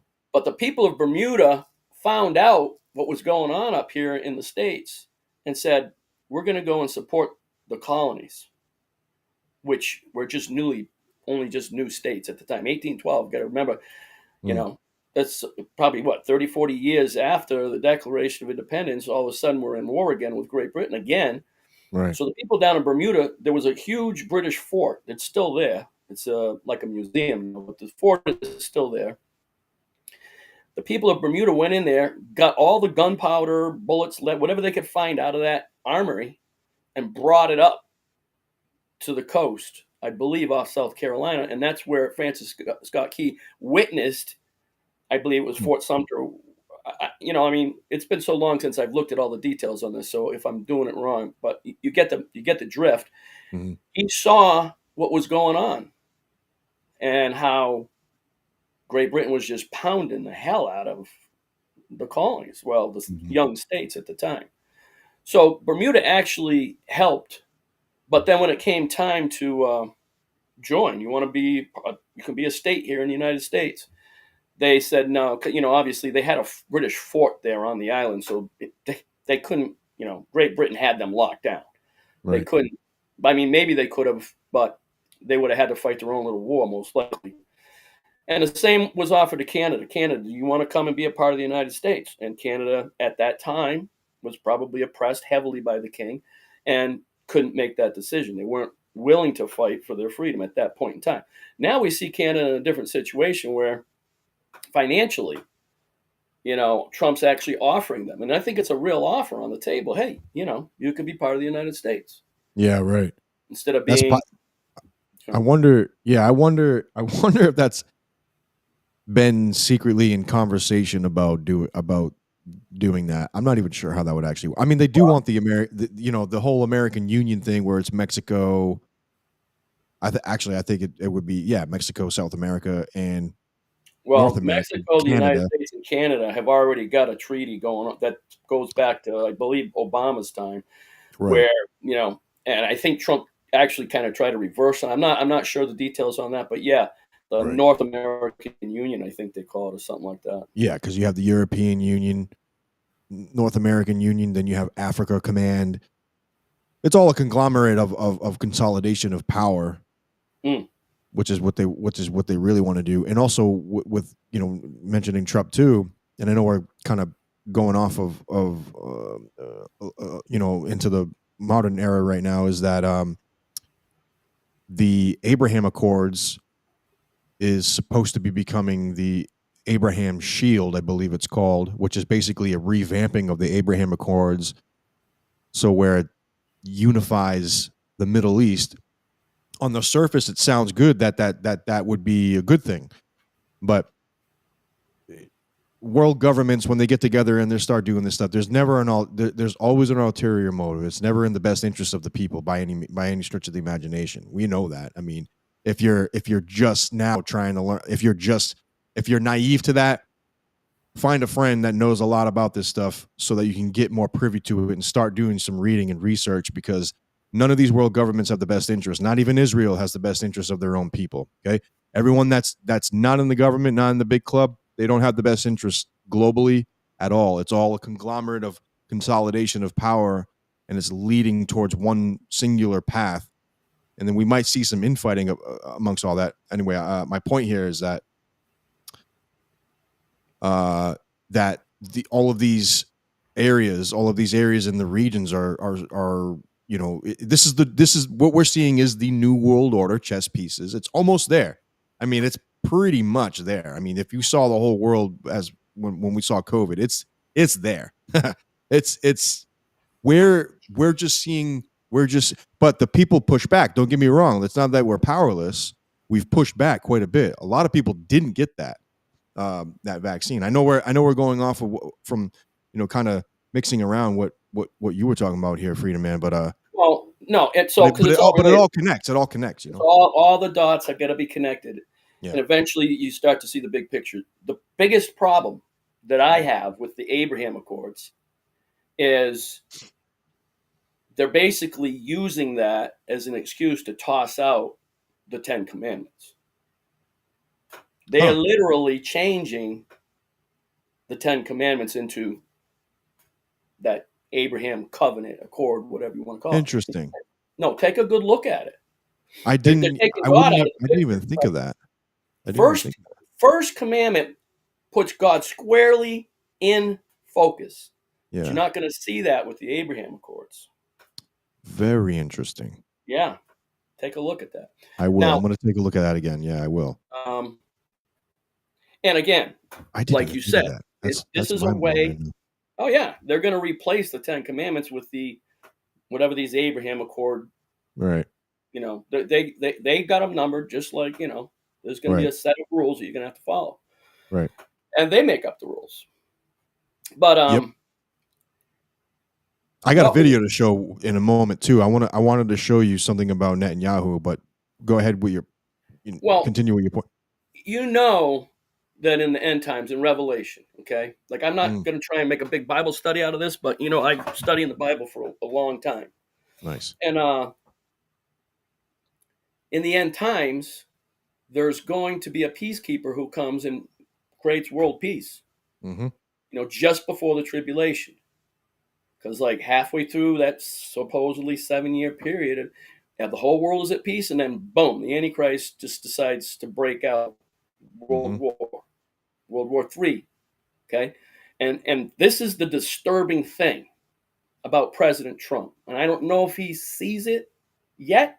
I don't know if anybody's said it to him, but by him talking all the time about, well, I ended this war and I ended that war. And that speech that he gave to all those generals, which you got to watch.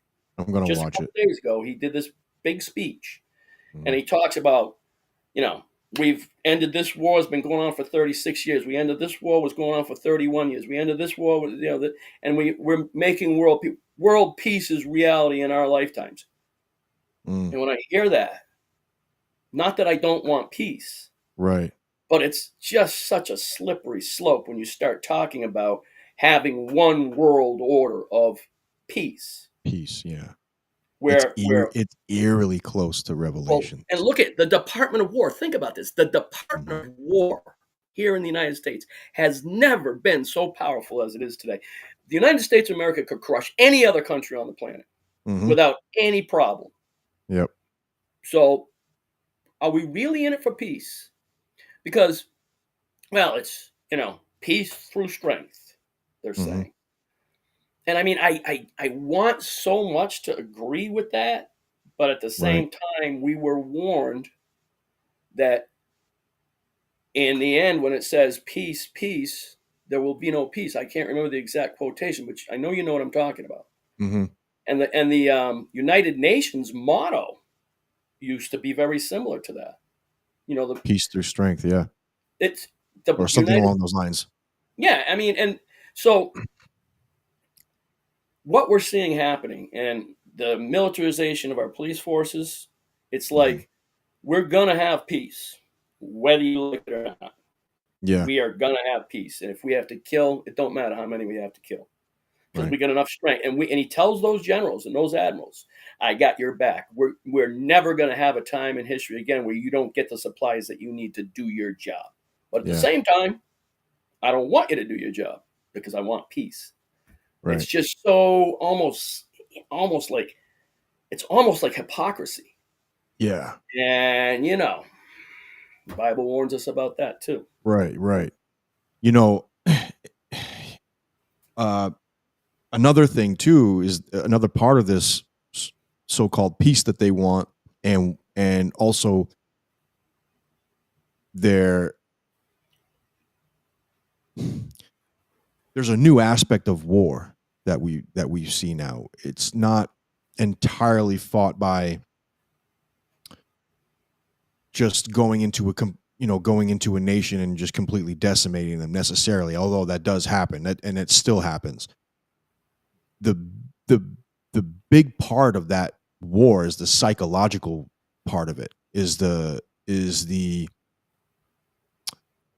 media manipulation or propaganda has been incredible. And I mean that as I respect the deception that the machine is able to do, because like if you're not privy to it, you can get sucked into it. Sometimes sometimes there's some stuff that happen and I look into it and it's like, all right, that's that grabs me, but then I have to pull back and read into it.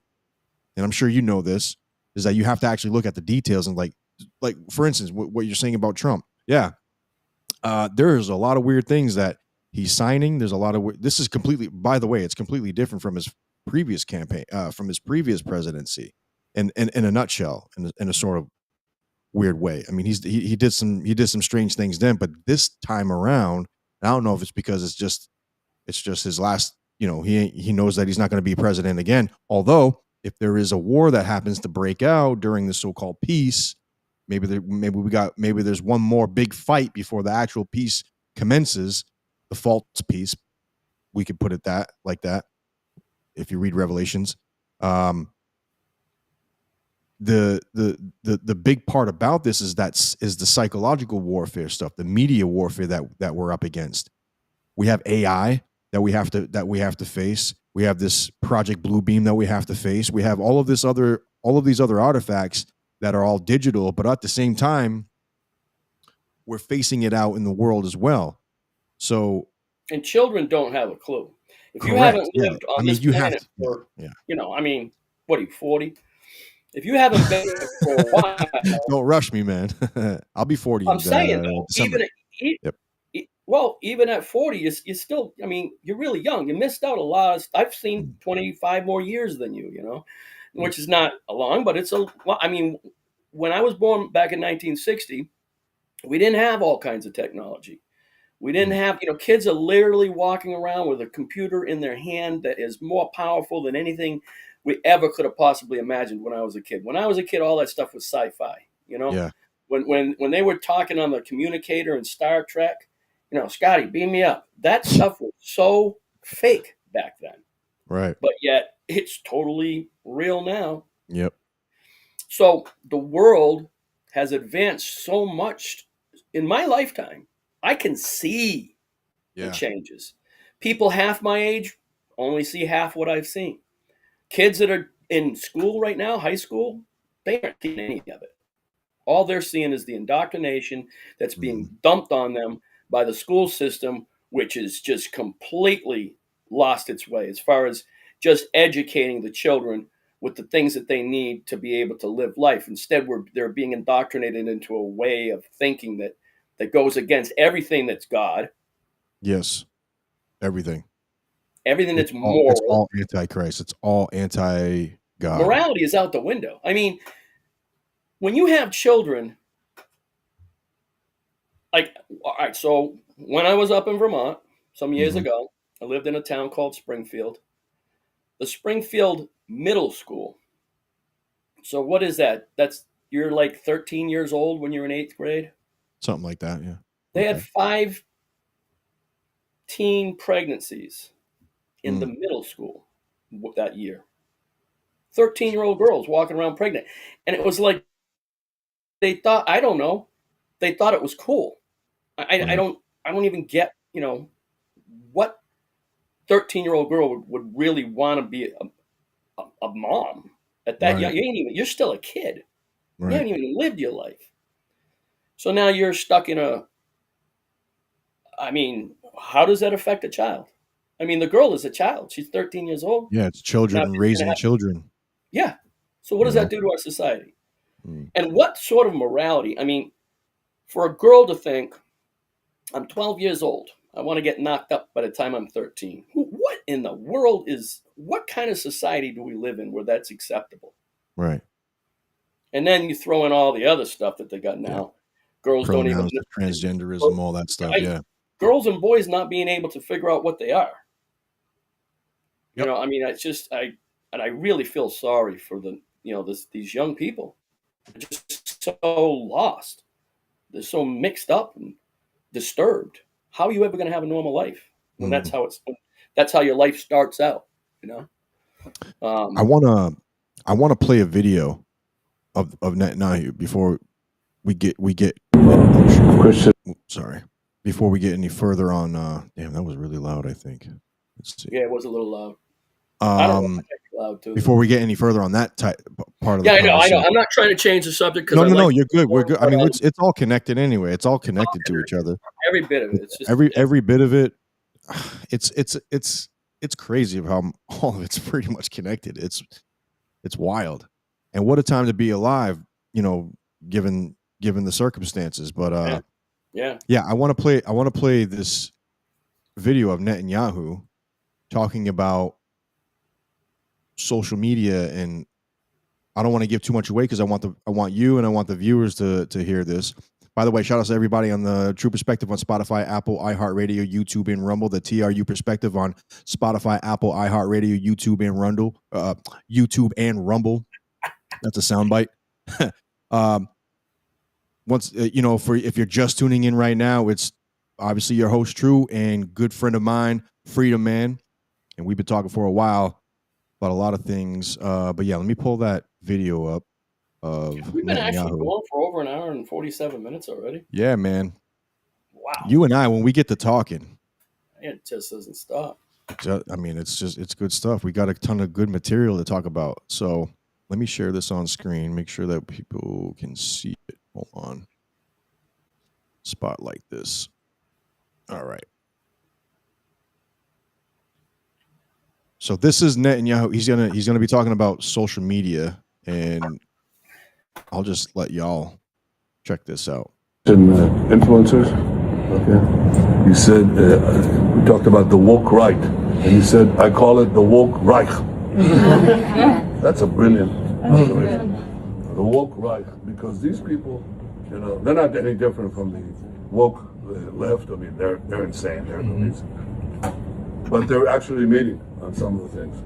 And what we have to do is we have to secure that part of the base of our support in the United States. That is being challenged systematically. A lot of this is done with money. Money of NGOs, vast. Money of governments, vaster. Okay? We have to fight back. How do we fight back? Our influencers. I think we should also talk to them if you have a chance. To that community, they're very important. And secondly, we're going to have to use the tools of battle. The weapons change over time. You can't fight today with swords. That doesn't work very well. Okay?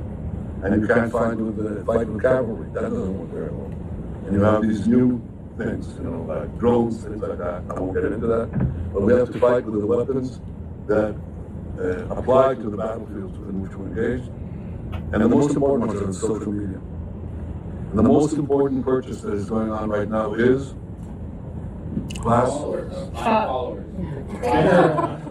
TikTok. TikTok, number one. And I hope it goes through because it can be consequential. And the other one, what's the other one? That's most important. X. That's very good. And, so we have to talk to Elon. He's not an enemy. He's a friend. We should talk to him. Now, if we can get those two things, we get a lot. And I could go on other things, but that's not the point right now. We have to fight the fight. Okay? To give direction to the Jewish people and give direction to our non-Jewish friends, or those who could be our Jewish our friends. Are we going to succeed with everyone? No. Will there be a strong counterpart? Yes. Yeah, man. What's he saying, huh? Well, that goes right along with what I was saying earlier about Sorry. The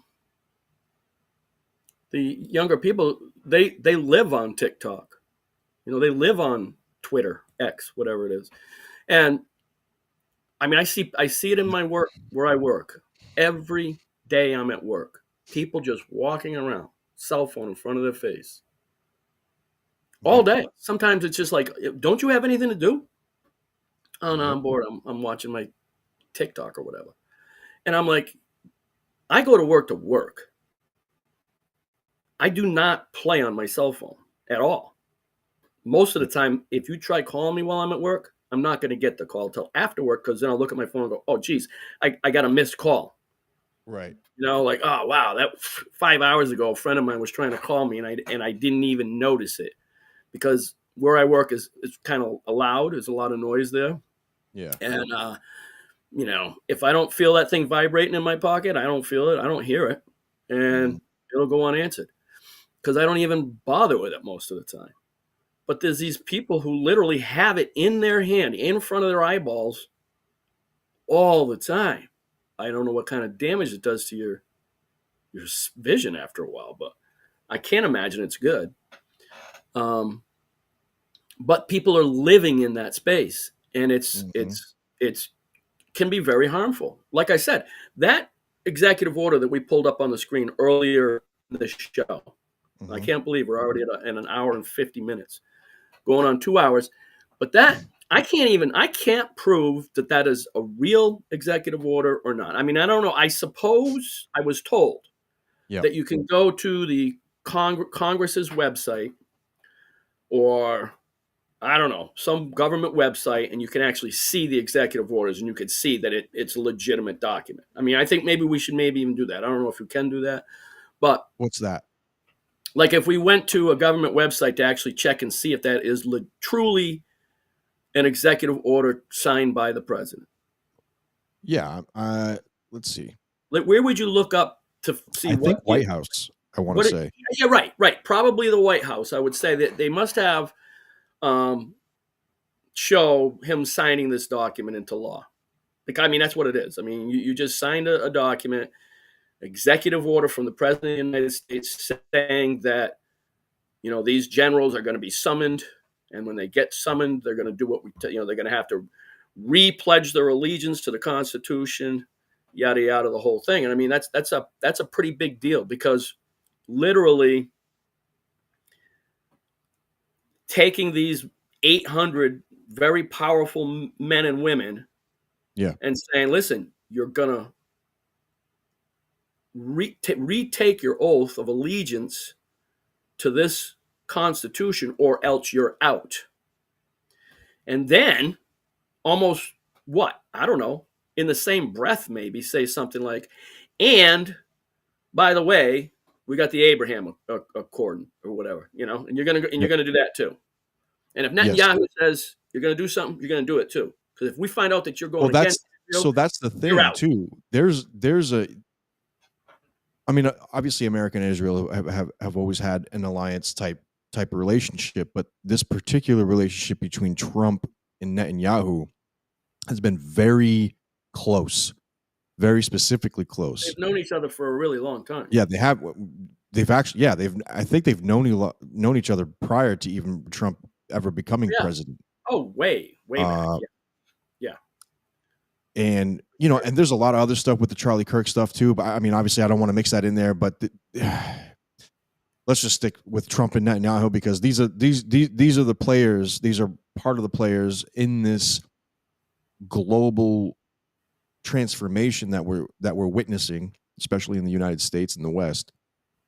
As far as our rights, as far as how our military is reacting and acting, and being empowered to act upon the American public, where we're kind of at a standstill of saying, like, yeah, we want crime to be quelled, and we want our streets to be safe, but at the same time, it's also the fine line gray area of where there's going to be overreach, because that also puts the rest of us in the middle of being subject to arrest for whatever reason. If they happen to submit martial law, whatever, some like what you said earlier in the conversation, if someone ended up just popping off, and it's going to happen. We've said it on here before. You and I have talked about this in private before in the past, and I think even on this podcast a couple times. And I'm not saying I want that to happen. God forbid that ever happens. I mean, we just know that it's going to. I mean, all of the stuff that we see, all of the violence that we do see in this country and across the world, we're going to see something like that happen. And in fact, that is exactly what they want, if at all. And then it gives them the excuse to start. They go from pepper balls and rubber bullets to actual live rounds, and they start mowing down a few crowds of people or whatever. And they just start, apprehending aggressively and violently. But it's not just the police. You have the military with military equipment. You have drones. They'll introduce everything. In fact, I'm also under the suspicion that we have new technologies that want to be put into place. We have sound technologies and all that stuff. If you actually watch the hour-long speech that Trump gave a couple days ago in front of those generals. Yeah, I have to watch. He is did that. I thought that was talking private. about all that. He says we have 25. He said the technology that we have today in the military is 25 years ahead of any other place in the world. He says this? He says it in that. Wow. Okay. I mean, I don't know. Wow, I missed that. I got to watch that. Oh, I might make a podcast out of that and just play it. Well, that's what I was, why I'm bringing it up, because this is happening. This is happening right now. This is like a couple days old. This is October. Yeah, it's a few days old. I got to watch that. And, I mean, I heard someone say something about, well, he talks about Israel being a state, the state of Israel. Well, that's not a new thing. Like I was saying earlier, the state of Canada could have been a state. Bermuda could have been a state. If you look at the Declaration of Independence, which was written in 1776, it says, and I mean, if you want to take a minute and find that, it's in one of the last couple paragraphs of the Declaration of Independence. It says that our states, our colonial states, are on equal footing. I'm not exactly sure the precise wording, with the state of Great Britain. It's not a new term. it's just, that is what it is. It's a state of being. Yep. You know, we are in a state of being Massachusetts. We're in a state of being Rhode Island and Providence Plantations. Oh, they had to get rid of that. Right. You know, the state of Texas goes by the Republic of Texas. California, the Republic of California. Can you believe that one? You know, Yeah, I know. I mean, seriously, what's the It's the difference? least republic. Right? It's what the they least republic. believe. That's still their official title. That's amazing. That's a very good point. They're the most least republic state. Well, You know yeah. why? You know why people get upset when you start saying the United States is a republic is because they associate republic with Republican and democracy with Democrat. Yeah. Does that make sense? Yes. And I don't think, and I'm pretty sure, correct me if I'm wrong, neither of those terms are related to each other. Like republic is not related to Republican. No. And democracy is not related to Democrat. No. Those are political parties, and exactly the root words are essentially the same, but they're obviously misused, and people are off track. Mm-hmm. But like, you take a look at, let's just look at President Putin's country. Back not so many years ago, it was the Union of Soviet Socialist Republics. Mm-hmm. What do they call China? It's the Republic of China. People's Republic of China. People's Republic of China. Okay? So, like, what do we have here in America? Do we have a Republican form of government? One that's made up of laws, which they say that the Constitution is the foundation for the laws. But really? Right. The 10 Commandments is the foundation of all law. Yep. That goes back thousands of years. And again, we've talked about this before. Mm-hmm. You know, and I'll keep, saying it, that our laws go back to like early Hebrew times in the Bible. Well, I mean, they were in Egypt, which had a set of laws. They were in Babylon, which had a set of laws. Assyria, they all had laws back then. And then you come up through time, you get the laws have changed. Mm-hmm. Now they want to change it again. So here we've got this new declaration to the generals. They've been summoned. They've been basically pretty much given the riot act. And at the same time as this is going on, the Department of War now has been changed the name for Department of Defense, Department of War, and this Abraham Covenant, or what are you calling it? Abraham Accords. Accords. Now becoming the Abrahamic Shield. It's not in effect just yet, but it's going to be. And I believe I also heard, I don't know if it was in an executive order or what, but anybody who gets caught saying anything about Israel just might get arrested as a terrorist. I mean, you might just be a terrorist. And whether you believe in Judaism, Christianity, whatever your faith is, if you say something against the state of Israel, you could be called a terrorist. I mean, that's just a little far-fetched. I mean, we should be able to talk about what. I mean, it's not being an insurrectionist to say something bad about Israel or the United States. You can say bad stuff if it's true. If what you're saying is true, I mean, why are we on the true perspective? Because we're trying to bring the truth out. And people are going to have their speech limited by, you can't say anything bad about the state of Israel. Right. I'm trying to find that right now because I saw that, and I don't want to go by. Yeah, Google, I know. It's like Google AI, because Google AI loves to scrub stuff. Yeah, every time you Google something now, it comes up in AI. Yeah, but if you look up anything like that's pro-narrative, you'll find it all. Oh yeah. Sure. Countering. Hey, I'm gonna run over to the little boy's room. I'll be right back. Yeah. Do your thing. I'll no worries. While I try and figure out and pull that document up if I can find it. Pretty sure. If anyone out there in the comments knows what we're talking about as far as like Wasn't there like a document or a some type of what do you call like a law? Is this it? That if you mention or criticize Israel, it will, you could be in trouble. You could be banned. You could be arrested or something like that. Something along those lines, or fined. You'll have people out there say like, "Oh, if you're mentioning anything about Israel, you must be anti-Semitic." And listen, I'm so over that. I'm a follower of Christ first and foremost, but all global governments are corrupt.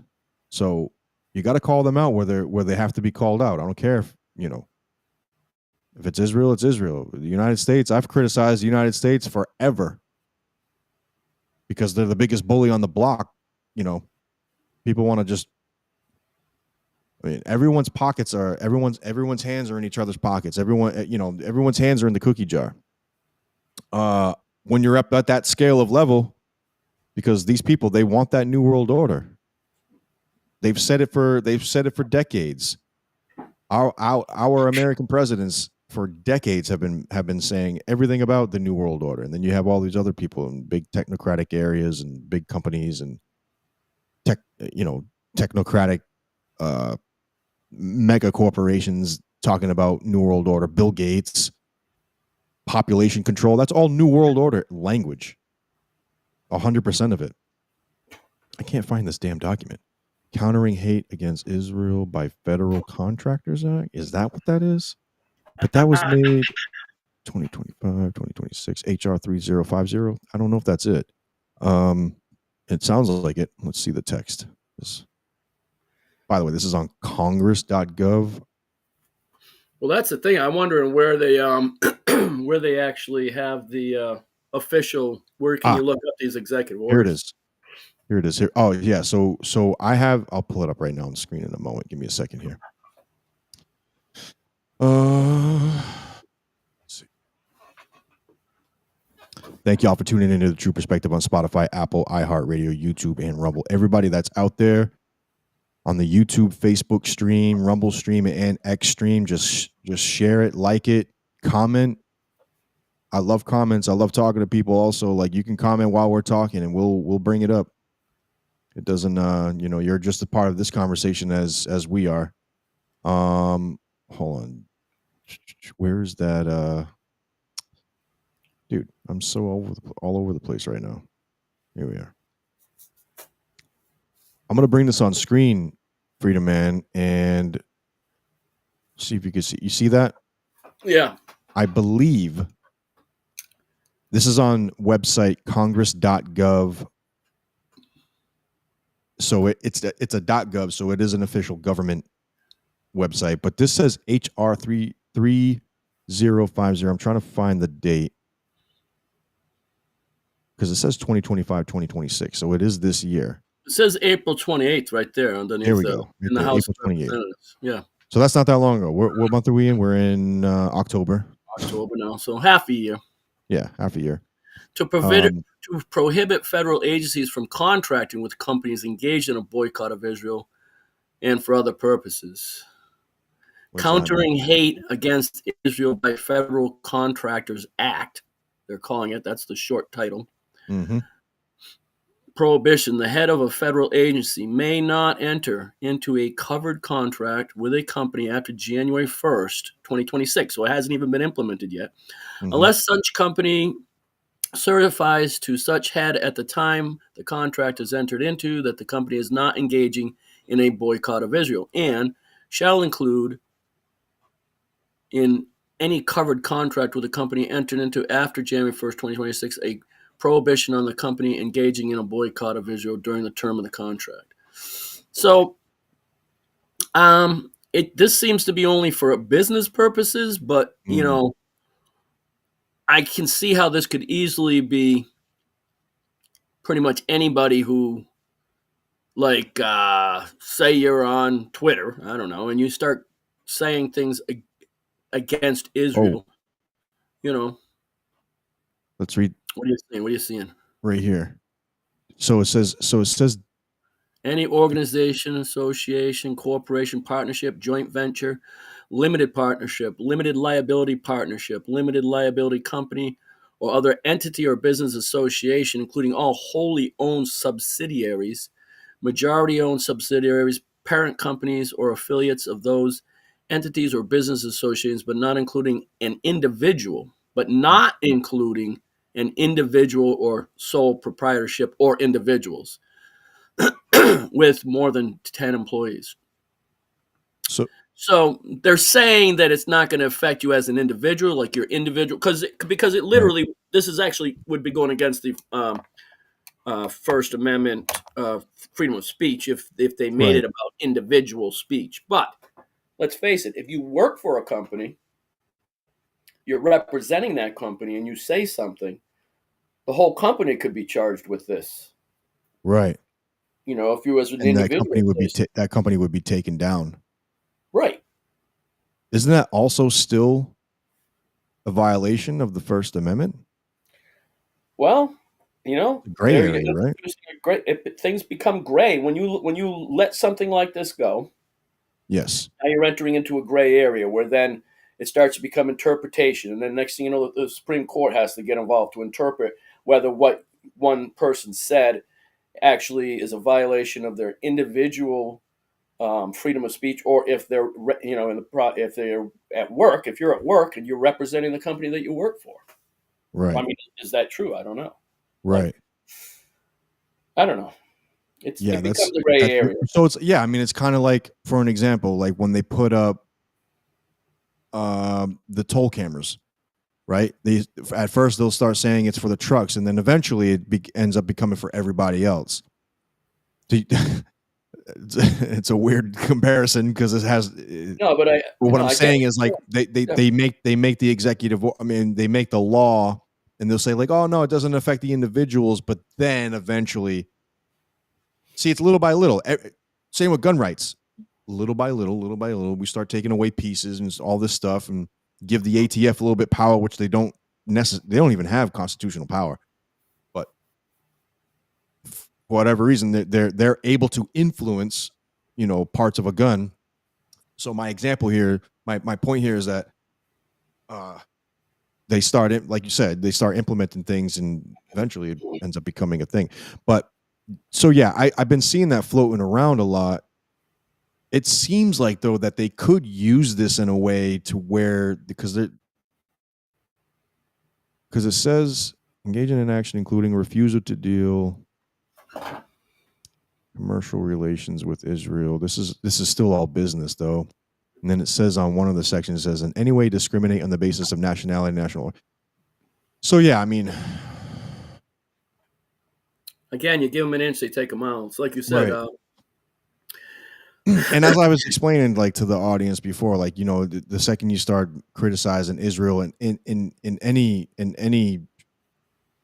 fashion, you're deemed anti-Semitic and all that stuff. But people don't realize, like, when you're criticizing Israel, you're criticizing not the people of Israel. You're criticizing the government apparatus of Israel. At least at least when I do, that's where I'm going after. Like, when I look at Netanyahu, yeah, I mean, okay, he's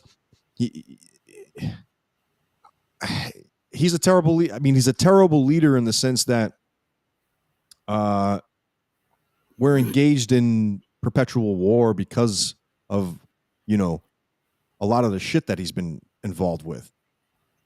Right. Well, and again, that But goes America's back no different. now. I'm not just focusing all on Netanyahu and just Israel. America's a part of the problem. Putin's a part of the problem. The Ukraine, Zelensky, he's a part of the problem. I mean, there's multiple global governments right now that are considerably all to blame for the atrocities that are happening globally. And then you have all the mini proxy wars with, like, Islamic groups and other paramilitary groups that are out there. But go ahead. I didn't mean to cut you off. Well, no, it's just that Abraham thing. Yeah, he had 2 sons, and they've been warring. They've been warring with each other forever. But this Abraham Accord could be them finally, after all this time, coming to peace, to be able to coexist in peace. Sure. And again, look at what the Revelation tells us about peace. I mean, Yeah. peace is a good thing. We want peace. Yeah. But to think that you're going to have peace, forced peace. In other words, if you don't, and I mean, it's like, where do you draw the line? I agree that people should be able to live in peace, but at the same time, we can't force people to necessarily be peaceful. I Right. mean, it kind of sucks to think that those people hate each other that much. If we could find a way for them to not hate each other without killing them, in other words, the United States is armed to the teeth right now, ready for anyone to come up and say, nope, we're not doing the Abraham thing. All right, boom, you're dead. Oh Is yeah. that right? Is that right? Right. Yeah. I heard people, I heard people saying that the whole thing with Charlie Kirk was staged. It wasn't even real, that he's not really dead. I'm like, come on. Right. Come on. What are you trying to start with that? I mean, yeah, that's a weird one. I don't know, man. Staged? Does staged mean that he wasn't killed though? You know what I'm saying? Like it could still be People are staged. saying, someone said to me today, Charlie Kirk's not really dead. I'm like, yeah, I know. I mean, I thought that at the beginning too. Like, that was fake. They faked it. No, I don't know. I don't think they faked it. Yeah. And then but what is really going on behind the scenes for something like that to happen? Charlie Kirk, I think, was an innocent guy who was just trying to get people to come back to some sort of morality, faith, love. And you'll have all these people saying, he was a racist. He was a terrible guy. He was a terrible guy. He deserved to die. I mean, who can you? I don't even know Crazy. who can say that. It's what kind of evil do you have to be? You know why? It was because of all of these stupid 30-second clips that had out of context clips of him talking about supposedly from the perspective of a lot of these people who never had sat down and never listened to any of his conversations. I personally have. I followed the guy. I wasn't into Charlie Kirk, but I liked a lot of things that he did say. A lot of things I didn't like that he said, and I can't fully agree on. But I never found anything where it was like that he was racist or bigoted or misogynistic. So people would take 30 seconds. I've been wanting to do like a mini podcast about it where I would just put a compilation of all of those clips so people can actually look and listen to the actual full context of what he was actually saying. Because a lot of people were saying like, oh yeah, he was just talking about, he didn't want black people to have civil rights and all that stuff. He never said that. From his perspective of the argument, he said that civil rights was it actually destabilized the black community rather than helped because of the whole concept of affirmative action, and it actually caused division. Whether I agree with that or not, I'm not debating that because I don't know too far into where his full perspective is on that. But the fact of the matter that he had mentioned it and brought it into conversation and actually would talk to people about it is proof and evidence to me that he wasn't racist about it. He was trying to find an understanding to it, and he had strong opinions about it. But that's besides the point. People were taking these 30-second clips of him saying like, oh yeah, it's he just spread words of hatred. So he had it coming. So should he have died? No, but he had it coming. I'm like, you're still saying that a guy should have been shot because he had an opinion. Yeah, it doesn't make sense. Well, if you think about it, anyone that thinks that way, you're an awful human being, in my opinion. Think about how you need help. You need God. You need Jesus. Hi, everyone. Oh, whoops. Sorry. You were saying, John? I mean, Freedom Man. Sorry, I keep saying your name. I don't care. Who was that? No, I actually want to play a clip. Good friend. She had one thing I want to say real quick before you do that. Sure. When it comes to affirmative action, think about living in a black community, right? Yeah. And one of your neighbors suddenly gets this really great job Mhm. just because she's black. And Mhm. you're the same color as her, living in the same neighborhood as her. You can't get that job. Why? Because she already got it. She got the Mhm. job. So you want to talk about making division. But That's a why good do that's some a people, real actually, that's a really good point. That's some of the points that he pressed upon is that if there is someone who's black that's qualified and that job's given to someone who happens to be the same nationality, ethnic background, and it's given to them who's not as qualified, this person went to school to do it all or whatever, the training. And then, that's actually the point that he was actually trying to get well, across. that He wasn't causes saying division.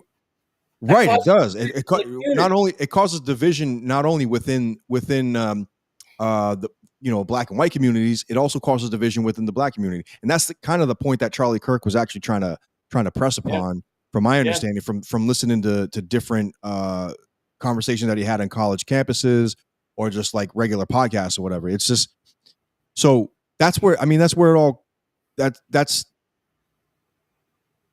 that's why people were like going on about that online, was like, oh yeah, this guy's racist, but they were only listening to like 30-second clips that never had the full context, Right. which was like, and then some people were on there like, we're like, a lot of people were like celebrating it, which was Yeah, that wild. it's the same thing when 9/11 happened and Yeah. people Yep. around the world started celebrating, uh, death to the big Satan or whatever. I mean, like it's Yeah. like Yeah. Mm-hmm. I don't even believe I believe that 9/11 was a staged event. Oh, 100%. And I mean, there's a lot of evidence that shows that it was definitely. I mean, those buildings did not come down by themselves. No No, airplane makes a building fall straight down in its own footprint. It's just a proven there's so much engineering fact. there's so much evidence that you could see the plumes right before the floors come down. I mean, I've watched it so many times. I know. I'm And you know 100% convinced that's staged. a few years earlier, so I used to be in the elevator business, and I Mm. was up in Boston working on elevators when they dropped one of the old buildings, Yep. Prudential Center, I think. One of the big Yes. buildings up there. Boston, right? Yeah, in Boston. It had Yeah, been there. This Boston. building had been there since like the '60s. It was getting old. They decided, all right, we're going to do a controlled demolition of this building in the middle of the city. And I'm talking, there's buildings right next door to it, Yeah. and they set it all up, and you saw exactly that, boom, boom, boom, boom, and the thing just came straight down. Yep. That does not happen in nature. That's a planned demolition. Yep. You don't want that And building toppling over. It's right. got to come straight down. How come the buildings in 9/11, which were not controlled, you're telling me they were not controlled demolitions, came straight down in their footprint, just like an actual controlled demolition? Because that's what it was. So Mm. anybody, and I mean, this is old news to a lot of people, but I knew it back then, Oh like yeah. early on, because I had seen a controlled demolition. I was in the elevator business up in Boston, and I seen it with my own eyes. And then I saw 9/11, and I went, that's a controlled demolition. All right. 100%. And don't forget about Building 7. That Building was 7 never even got touched by an airplane. barely got Well, touched. It had a they- little office fire or whatever, and they said that was enough to collapse the. Okay. And Okay. another thing, And it went like that, like yeah, you could see the yeah, curve of the controlled. It was controlled. controlled. 100%. And another thing that you have to understand that most people just are not smart enough to figure out on their own. Airplanes are made out of aluminum, Mm. which you can melt with a match in your hand. Mm-hmm. Okay, but they burn jet fuel all the time, and you don't see any of them melting. Right. Just like you can't melt a steel girder in a building or a Mhm. concrete block with jet fuel. It doesn't burn hot enough to vaporize steel and concrete. Mm-hmm. It just doesn't. If an aluminum airplane can control that heat, Mm-hmm. then it stands to reason that those buildings could have withstood a lot more heat than that. There There's was no way that those were taken down by airplanes. and there was suspicion that thermite was on site as well. They said they found thermite in the They rubble. said they found it in the rubble, right? So, So you know, But It's wild, man. so anyway, why do I even bring up 9/11? Because if you look at the wars that are going on, the Abrahamic wars that are going on between Isaac and Ishmael, okay? Hmm. This has been going on for thousands of years. And we think that it's like people don't want to pay attention to the fact that this is something that's inherent in human nature, and you're not gonna just make it go away because you signed a treaty. Hmm. People, I mean, 3.5 years later, maybe the Antichrist comes along and boof, there goes all your peacetime. But we could trace problems like this with our government here in the United States all the way back to George Washington Hmm. and those founding fathers. They wanted something so bad that they were willing to pull the wool over the American people's eyes so that people would get on board with this idea of a democratic republic or a democracy or a Republican form of government. I mean, all these. I don't know if it's. I can't actually say if it's true or not, but supposedly Benjamin Franklin was coming out of the Congress, and some lady says, "Hey, what do we have? Is it a democracy or is it a republic?" He goes, "It's a republic as long as you can keep it," because they've known that a system of government that's based purely on law can be changed with the auto pen. Right. You know, Right. and so when George Washington got a group of men together they wanted to make some modifications to the Articles of Confederation. The Articles of Confederation was like the Constitution before the Constitution. Hmm. Was Articles of Confederation. It's how you set up a corporation. It's how you set up a company. It's how you set up the United States of America. It was Hmm. formed by the Articles of Confederation. The 13 colonies came together and said, for our mutual benefit, in order, to defend our homeland, we're going to agree to help each other in a time of war if it became necessary. Right. 13 colonies, they offered the same plan to Canada. You can come in too. Bermuda, you can be a part of it if you like. Anybody who wants to be a part of it, you can be a part of it. But we're going to form this union.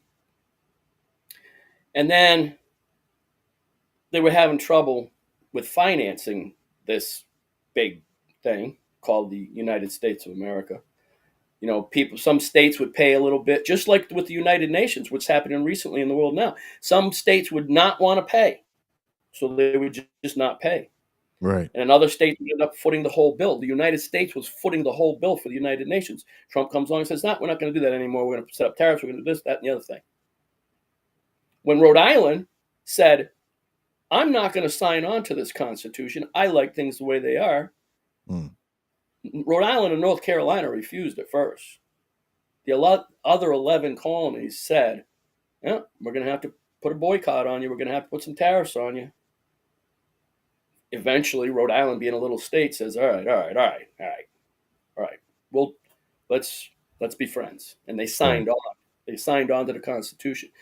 But there's a conspiracy that not very many people know about, and I can prove it, but nobody will listen because nobody wants to reverse. Nobody wants to turn back, the wheels of the constitutional republic, because that's where our freedom lies. That's where our freedom lives. But really, when you start talking about freedom, now I go by the handle of Freedom Man for a long time, and it was kind of thrust upon me one day, almost like I had no choice anymore. Like, you got to stand up for freedom or you're going to lose it. And so I said, and along with a whole bunch of other people, we got to do something. Like I said, there was a time where we actually made a letter similar to this letter that's going around now, demanding that the governors, if they're not going to follow the letter of the law, then they're going to have to step down. And there was a long list of grievances and the whole thing. And, and eventually it got forgotten about. And now it's being revitalized again with the things that are going on and we're seeing in the world now. This new declaration. Yeah. I don't know if they're calling it the Declaration of Independence circa 2025. we had ours was called the Declaration of Independence circa 2010. And it was basically the same kind of grievances that we had back then against the king. We have against our, at that point, it was against the governors because they weren't governing the states. You know, it's a really deep subject, but I know we've already been here for a couple hours, which is great. I can't believe 2.5 hours. No, Already. it's Wow, it's I awesome. wanted to. There's something else I you wanted to do.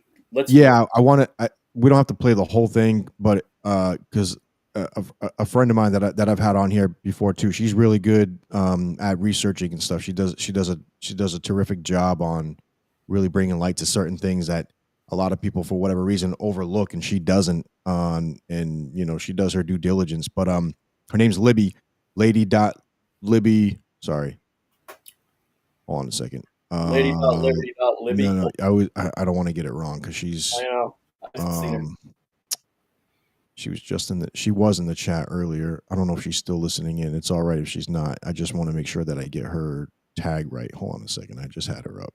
Actually, her YouTube channel. Let's plug that. I'll plug the so lady.liberty.libby on Instagram. Follow her. Make sure you follow her. Also follow her on YouTube. Let's see if I get that. Okay, so youtube.com/@Lady Liberty. I'm gonna put that in the comment section for everybody. I'm gonna play a clip that she did. This is I know we were talking about the of the grievances and all that stuff, but because we kind of segued off. We've gone back and forth on multiple conversations. This is just how this podcast goes. That's why I love to do it. No, don't take the blame. This is how it goes. We go back and forth. It all connects one way or another. But I wanted to because we talked about Charlie Kirk. I haven't been seeing a lot of this online, and I don't think anyone's really been reporting on it. So my friend here, Lady Liberty Libby rather on YouTube, she's reported on this. She's also on Instagram. She got a big following on Instagram. Let me pull this up because it's super interesting. It's about this Charlie Kirk assassination. I'm gonna bring this on screen for y'all, and I'll play a little bit of this. It's very interesting. That Charlie Kirk was killed by is there volume? a drone.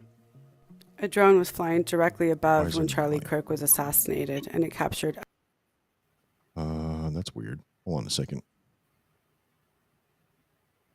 Hi everyone. In this video, we're going to take a look at the possibility that Charlie Kirk was killed by a drone. A drone was flying directly earlier. Hold on.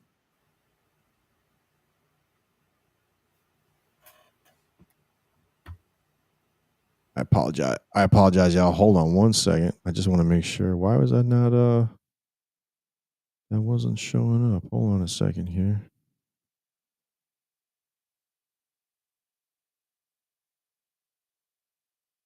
You can still hear me, right? I can hear you, yeah. Okay. Just want to make sure. That's weird. That wasn't playing the volume. Hi. Eesh.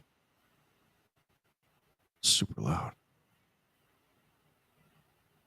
Sorry, y'all. Thank y'all for tuning in to True Perspective on. What's that? When you adjusted the volume on that video, it did go up and down. I mean, it was good. I thought it was good until then you stopped. I don't know. Oh, I don't know. I just couldn't hear it. I guess maybe that's why. You couldn't hear it. Yeah, so maybe that's what messed me up. I don't know.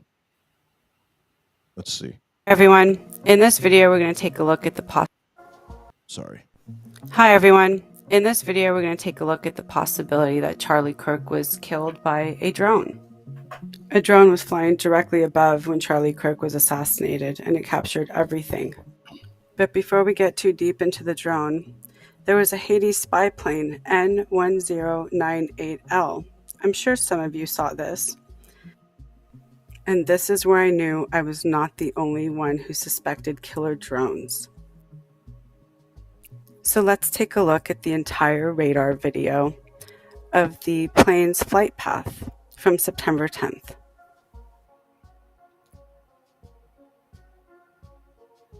So this Hades spy plane descended to very low altitudes, just above Lake Utah, 3 hours prior to Charlie Kirk's assassination.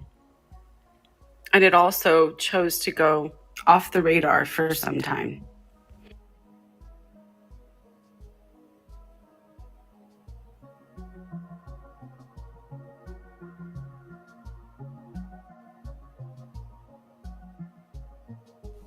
So let's take a look in some more detail at what the capabilities of the Hades plane is. The deep sensing Hades is focused on allows it to track enemies at a greater distance, along with advanced technology. The aircraft will integrate high-end signals, intelligence, and moving target indication capabilities. And it has open architecture allowing future upgrades. It makes me wonder what kind of high-end signals this plane can decipher. But they do want to let us know that while the Hades itself is not designed to carry killer drones, it may have the capability to support drone operations. And while the Army is interested in adding hardpoints to the wings of the aircraft, which could potentially allow for the deployment of drones, specific details on whether Hades will directly carry or deploy armed drones have not been confirmed, of course. Now let's take a look at a couple of videos and angles. Apparently there's been a shooting. This drone was spotted right underneath the roof area, across from Charlie Kirk's booth.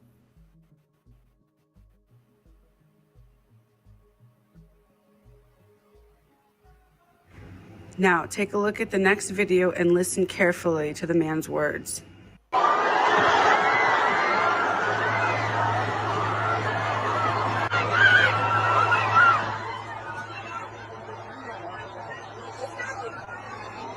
The shot's right there. Shot's right there. He said there was a shot right there. Right where? In that area? Over there? He says gunshot over to the right and then points to the left and says he's been shot. Gunshot. Look at him. Oh, he's shot, dude. He's shot. Gunshot to the right and drone to the left. This looks to me to be the most logical, rational, plausible way that Charlie was killed. Unmanned AI killer drones are also known as lethal autonomous weapons and are military systems capable of independently searching for and engaging targets without human intervention. These drones can select and engage in targets based on program criteria. They use facial recognition and other technologies to identify and eliminate specific individuals or groups. And they're designed for quick decision-making, meaning they react faster than humans. Since they have a 100-kilometer distance, they're designed to operate in environments where communication may be disrupted. The use of AI killer drones has been in practice today in the war in Ukraine. The killer drones we have are so fast that they can take out an enemy at 300 miles an hour. The US's newest AI drone is called Fury. Take a look.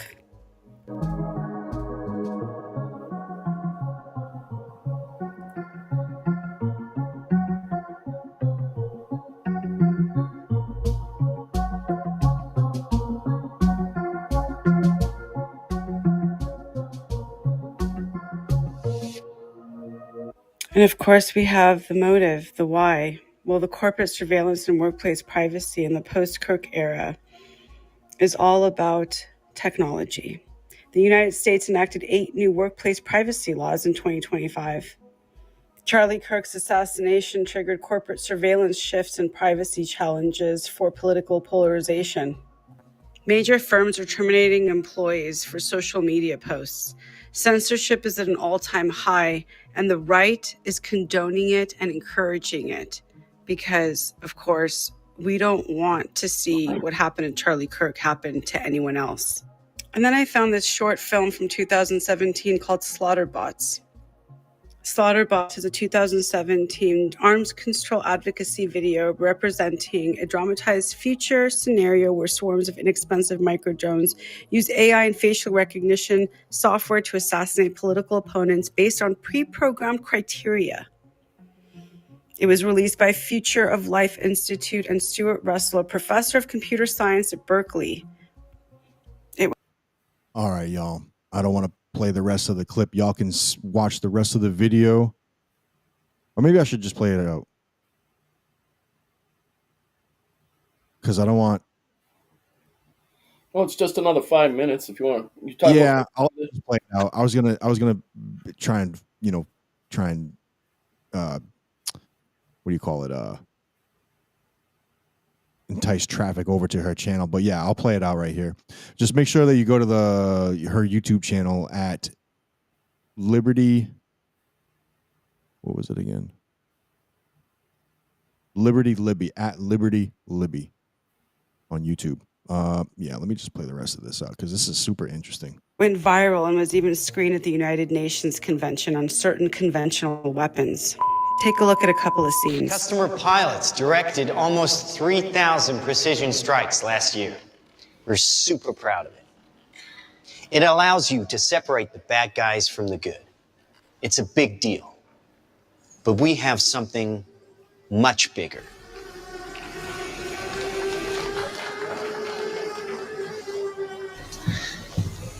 Your kids probably have one of these, right? Not quite. Hell of a pilot? No. That skill is all AI. It's flying itself. Its processor can react 100 times faster than a human. The stochastic motion is an anti-sniper feature.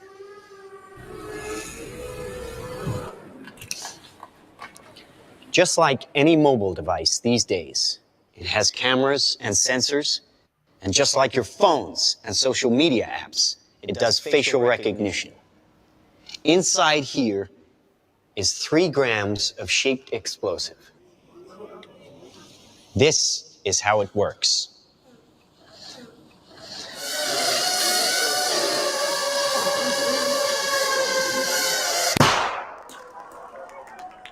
Did you see that? That little bang is enough to penetrate the skull and destroy the contents. They used to say guns don't kill people. People do. Well, people don't. They get emotional, disobey orders, aim high.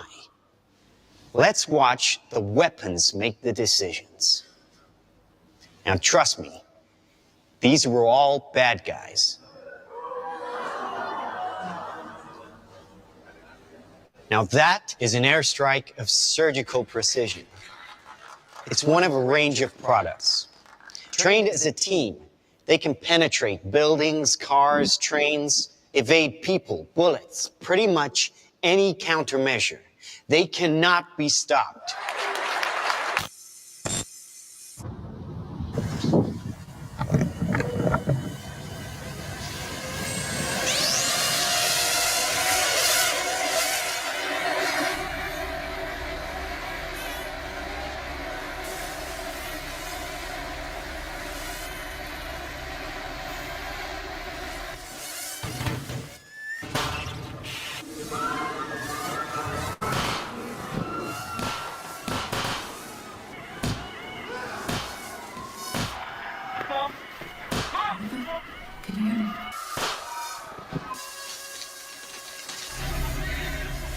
Oliver, can you hear me?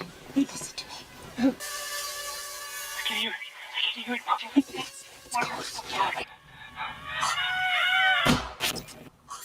Authorities are still struggling to make sense of an attack on university campuses worldwide, which targeted some students and not others.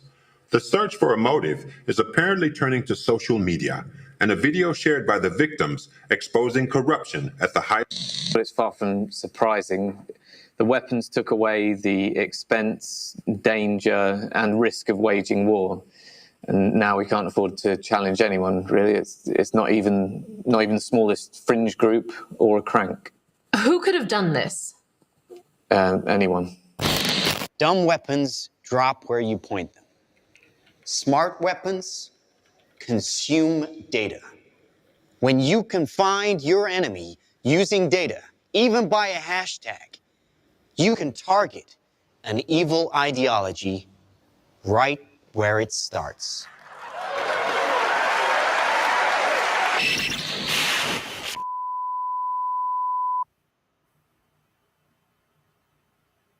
This short film is more than just speculation. It shows the results of integrating and miniaturizing technologies that we already have. I'm Stuart Russell, a professor of computer science at Berkeley. I've worked in AI for more than 35 years. Its potential to benefit humanity is enormous, even in defense. But allowing machines to choose to kill humans will be devastating to our security and freedom. Thousands of my fellow researchers agree. We have an opportunity to prevent the future you just saw, but the window to act is closing fast. Is it possible that a plane flew in an unmanned AI killer drone to assassinate Charlie Kirk on September 10th of 2025? Absolutely. And their motive could have very well been to implement stronger, stricter biometric surveillance systems across the country, especially at college campuses, and to bring in more stricter gun laws, simultaneously getting the right to agree to it and dividing them, all for their ultimate goal. If you enjoy my content, please subscribe and please share. Thanks so much, friends. Wow. Yeah, make sure you go to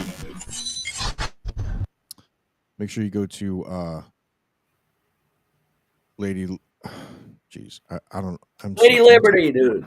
Lady Liberty. Liberty, Sorry, Liberty.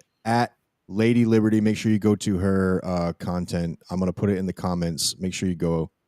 That is really interesting. I mean, obviously some of that was a little bit of a, I think part somewhat towards the end of that there was that was from a movie, but we all know that technology that's represented in a movie ends up becoming a part of it.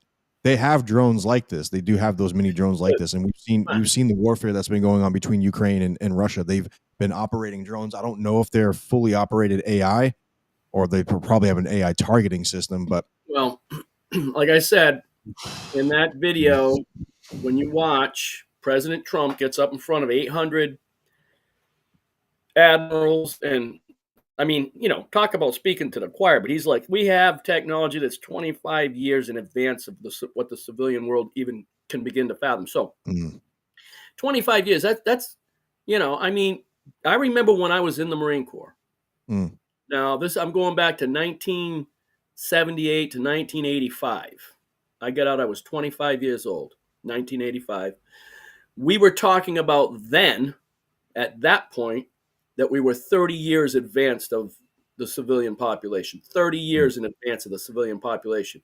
When I got out, the stuff that I was working on when I was in the Marine Corps hadn't even been heard of. Stuff that it took a long time before people in the civilian population, and I had probably not supposed to say this, but I had a secret clearance when I was in there, and I wasn't supposed to talk about it. So, I mean, I'm talking about it now 40 years later, but President Trump said 2 days ago, I believe it was, that our technology is 25 years advanced over what the civilian population even has a clue about. So if we don't have a clue and we can use our imagination, science fiction, when I was a kid, has everything that I remember from when I was a kid, it's pretty much all come true now. So what do they got that we don't know about? And if it's this, and then what that video showed, that was obviously from a movie, like you said, sci-fi movie. This little drone's gonna come up and just pop you right in the head. Which, you know what? That seemed perfectly doable with the technology that we do know about right now. I mean, to have a bullet attached to the bottom of a drone and it comes up and sits on your face, blows your brain out, that doesn't seem so far-fetched. Yeah, I mean, no, it doesn't. Very doable. Not anymore. We're beyond far fetched now. We're beyond. We're beyond everything. We're living in the future right now. That's, you could say 20, 30 years ago, a lot of this stuff would have been like, if you started talking about AI and all that stuff, it was like, oh, that's science fiction. That's never going to happen. We're here. It's here now. Read the book of Daniel. Anyone out there, read the book of Daniel. It talks about some of this stuff. If you know how to connect the dots, you could start connecting the dots on what's being talked about in the book of Daniel and also Revelations and all that stuff. This is all prophetic. It's all been written. Nothing new under the sun, really. Right. I found that video, in fact, of Trump. I want to play that. You mind if I play that? It's long, but Well, no. I'm not gonna. It's this. This is a clip. So I think this is clipped. Well, you can make a lot of nice sound bites out of that one because he said an awful lot. But like I said, 10, 15 years ago, we were doing this podcast thing 15 years ago, talking about stuff that's already come true. So, all the stuff we're talking about now is gonna come true if it isn't already. But go ahead. I want to see what you came up with. Yeah, because I'm gonna watch the whole thing at some point. But I found that clip, so I'll see if we can play it. Hold on a second here, and we'll close out shortly after that too. Yeah, we're coming up on 3 hours. Wow. Yeah. It's good though. It's good content. A lot of stuff to talk about. The time's gone by this quickly. Really. I know. It seems like we just started. Yeah. All right, let's put this on screen. Bum, bum, bum. There we go. Let's see what he has to say. Built our nuclear, as you probably know, but we'll upgrade that also and just hope we never have to use it. We have to hope we never have to use it because the power of that is so incredible. I see things I don't think they'd show it to you. I really wouldn't want them to show it to you. But when you see the result of what's left, you never want to use that. Never, never, ever. We were a little bit threatened by Russia recently, and I sent a submarine, nuclear submarine, the most lethal weapon ever made. Number one, you can't detect it. There's no way. We're 25 years ahead of Russia and China in submarines. Russia's actually second in submarines. China's third, but they're coming up. They're coming up. They're way lower in nuclear too, but in 5 years they'll be equal. They're coming up. And you don't have to be that good with nuclear. You could have 1/20th what you have now and still do the damage that would be, that'd be so horrendous. But I announced that, based on his mention of nuclear, and it was really a stupid person that works for him mentioned the word nuclear, I moved a submarine or two, I won't say about the two, over to the coast of Russia, just to be careful, because we can't let people throw around that word. I call it the N word. There are two N words, and you can't use either of them. You can't use either of them. And frankly, if it does get to use, we have more than anybody else. We have better, we have newer, but it's something we don't ever want to even have to think about. But when somebody mentions it, that submarine started immediately thereafter. And it's just lurking, but I'm sure we're not going to have to use it. But it's an amazing, it's undetectable, totally. Theirs are totally detectable. We can detect them easily. We go right to the spot. But we have genius apparatus that doesn't allow detection. It doesn't allow detection at all by anybody above water or below water. It's incredible. We're way ahead of everybody in that and other things. As a result of the exciting renewal of the spirit of our armed forces, and that's what it is. It's really reaching that spirit, unprecedented heights. Over the past 8 months, new enlistments, I'm so proud of this, have surged to record highs, the highest we've ever had. And we used to have recruiting shortages. If you remember, about a year and a half ago, I was at the beginning stage of a campaign And things came out that you couldn't get people to join the armed forces. And by the way, the police also, fire department. I always put the fire department in because they're great. They're great. And I got 95% of their vote, too. That helps. When you get 95% of their vote, you always have to mention them. But they're great. And they're brave in our inner cities, which we're going to be talking about, because it's a big part of war now. It's a big part of war. But the firemen go up on ladders, and you have people shooting at them while they're up on ladders. I don't even know if anybody heard that. And I said, don't talk about it much, but I think you have to. Our firemen are incredible. They're up on one of these ladders that goes way up to the sky, rescuing people, and you have animals shooting at them, shooting bullets at firemen that are way up in death territory. You fall off that ladder, it's over. It's over. They don't even have to inspect you when you hit the ground. And you have people shooting bullets at them in some of these inner cities. We're not going to let that happen. So I always mention the firemen because that's actually a big problem we have. They're unbelievable. Like you, they're unbelievable people.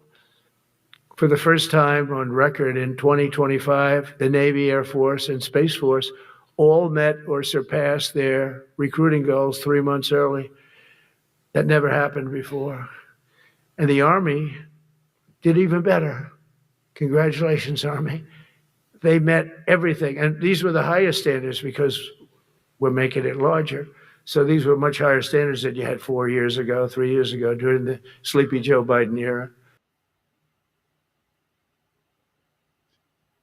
Well, there you have it. Saying 25 years ahead of China and Russia. And he's probably being... Thank you very much. Very much appreciate it. And he's probably being super modest about that because they're probably way more ahead. Which means that China and, they're not, I mean, obviously they can't fully disclose, or they won't fully disclose on what they really have. But we're about to see the age of new weapons of war. We're about to see it. Yeah, and unfortunately, some of it's going to be used against the American people. Well, we could say so. We're going to be using it against criminals, right? Yeah. But then where do you draw the line between what is criminal or just free speech? Right. Like it says you can't talk about Israel. You can't say anything bad about Israel. But everybody who actually studies Bible history knows that Israel, that what we see today, is not truly the actual bloodline of Abraham. Right. And let alone... And the Bible talks about the spirit of Israel and the people of Israel. It doesn't talk about... You can identify of who they are. You know what I'm saying? There's the 12 tribes and all that stuff. The actually 2 tribes are supposedly are what's in control and fighting each other. And then you get the lost tribes. But yeah, it's the state of Israel as it is. It's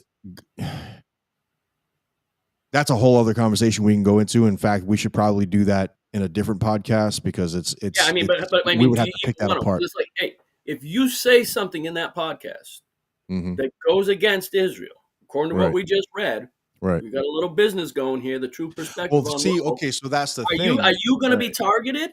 Right. Am I going to be targeted? Right. Do I not have free speech anymore? Like, I'm not saying anything bad about Israel or the people there. I'm just saying I don't think they're really the Jews. Right. What are you going to do to me? I don't think they're really the Jews. I don't think the government. I don't think the government that's in control is. No. And even if they are, they definitely don't have the people of Israel in their best interest at all. I don't think so at all. Or any of us. And then when you have these titan governments, countries putting together these events in order to actually fuel this new world order, which is probably part of prophecy, no matter what, it's going to happen. So if it is part of prophecy, it has to happen, right? I mean, I guess we should be rejoicing at the same time, but the reason why we talk about these things, why we have these conversations, is to plant the seeds out into people. So like, hey, get aware, wake up, Neo. You know what I'm saying? Wake up, Neo.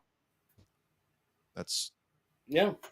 I mean, really, if so here's I'm going to some conspiracy theory in closing. I guess I just want to say, yeah, I think there's more Jews in New York City than there is in Israel. And if you look at the World Trade Center, now this is true. I mean, there's a yeah, huge Jewish population there, but are they the real Jews? yeah. Or are they the same ones that are over there in Israel right now? Are they truly the Israelites? Do they actually trace their DNA back to, all the way back to Abraham? That's impossible. I can't see how that could be possible. Right.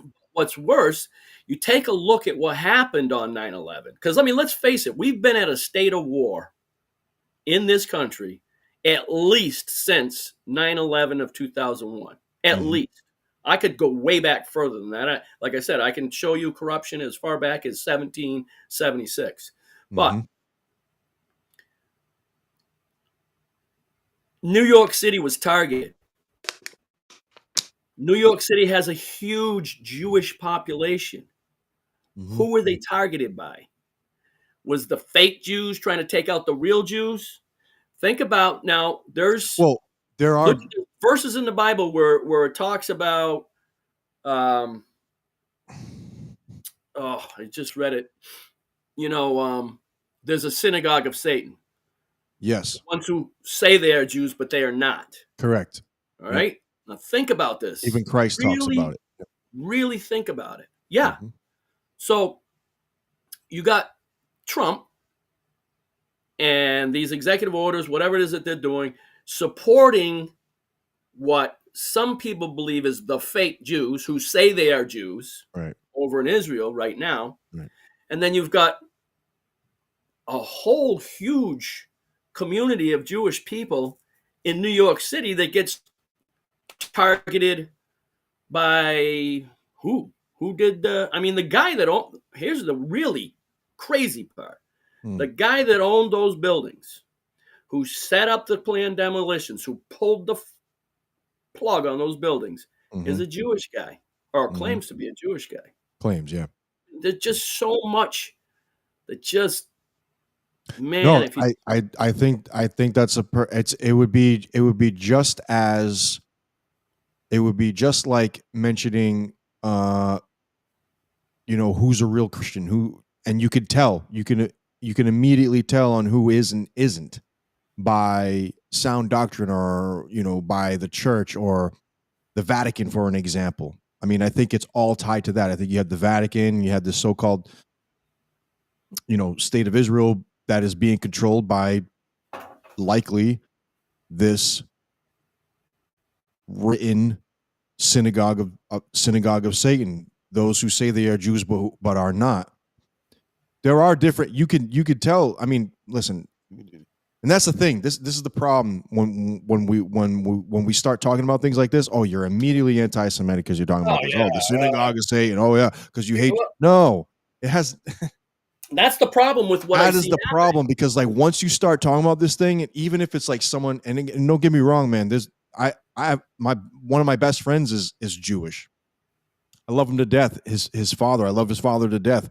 That this conversation isn't about those actual Jews, actual Israelis. It's about those who are in control of the state of Israel, the government. You can say what you want about Netanyahu. There's a lot of people out there, a lot of Jews, a lot of people globally, whatever, Christian, whoever you are. So a lot of people love or like Netanyahu and what he's doing. But if you look into the circumstances and the building of this so-called peace, and granted, we all want peace, but if you look, here's the problem: is that some of the Jews that are against the war but don't favor Netanyahu don't realize, or favor the peace rather, don't realize that a lot of this stuff is prophetic, and they can't get past the Christ barrier. That's what I demonize. I have this conversation with my best friend all the time. He just can't get past the Christ barrier. The Christ barrier is what holds them back from looking at the foreseeable future that is written in Revelations, which is it's part of the gospel. You know what I'm saying? It's just it's the end. It's the ending. You have the gospels, then you have Revelations because it's the vision of John. But still, it's a part of the prophetic message, and that's the problem with some of our brothers in Israel can't really get upon. There are many though. There are Messianic Jews, and that's because they've been able to realize, the Messiah did come and is to come again. But damn, that's such a bigger podcast that we should have. We should talk about this, and I should have my best friend come on because he brings a lot of information on there. He's a little hard headed. He knows this. I've talked to him many times. When he sees this podcast, he'll know. But and what you're saying is true. We could, if we got we'd have to do another whole 3 hours. We would have to. We would have to. You want to start down this rabbit hole because we could go on for another 3 hours. We'll leave it as a cliffhanger, and then we'll schedule the next podcast. Right. Because I would really like to go into a lot more depth on this. The part of the problem when you're talking about the Christ barrier that you're calling it is the fact that names were changed. Yes. Languages were transliterated. Yes. There was no letter J 2,000 years ago. So there was no Jesus. There was no James. There was no John, Jeremiah, Joshua. Those names didn't exist in the actual scriptures. Mm-hmm. So who got to change those names and why?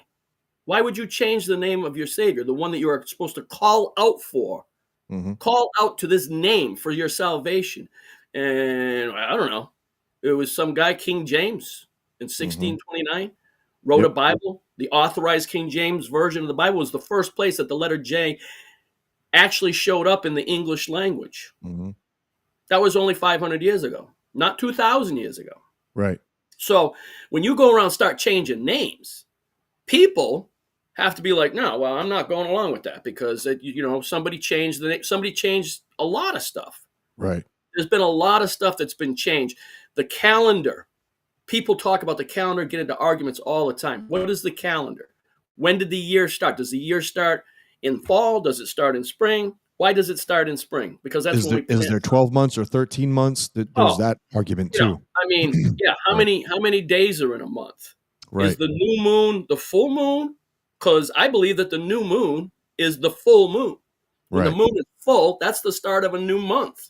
That's the ending of a month and the starting of a month. And we count them by months because it's a whole full moon. People say, oh, no, you got to look for that crescent. You got to look for that crescent moon. Well, it says it in Genesis that the moon and stars will be our signs for seasons. And exactly. We live in a timepiece. This great thing that we live in is a timepiece. Yep. And things move in certain cycles. Mm-hmm. And you could argue that for another whole show if you want to. But I don't want to argue with people about things that I don't have control over.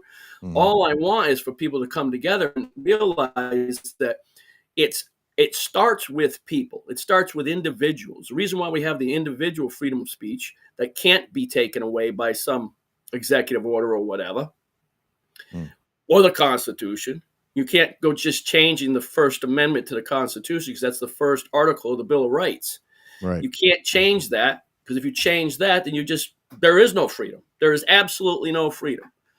Freedom is something that happens inside your head, and it's where we draw the line is, do I agree with the government that I have created to govern myself? Right. We're supposed to be self-governing. That's something that people forget. I don't take orders from the United States of America. The United States of America takes orders from me. Correct. I'm the taxpayer. I'm the guy who may or may not go out and vote for you. Personally, I don't vote because I leave that in God's hands. That's my faith. But there's a lot of people say, well, you don't vote, so you don't get to say anything. I get to say everything and anything I want to say. The government is supposed to be the servant of the people. We the people. Okay. And as soon as you get that into your head and stop letting the government push you around,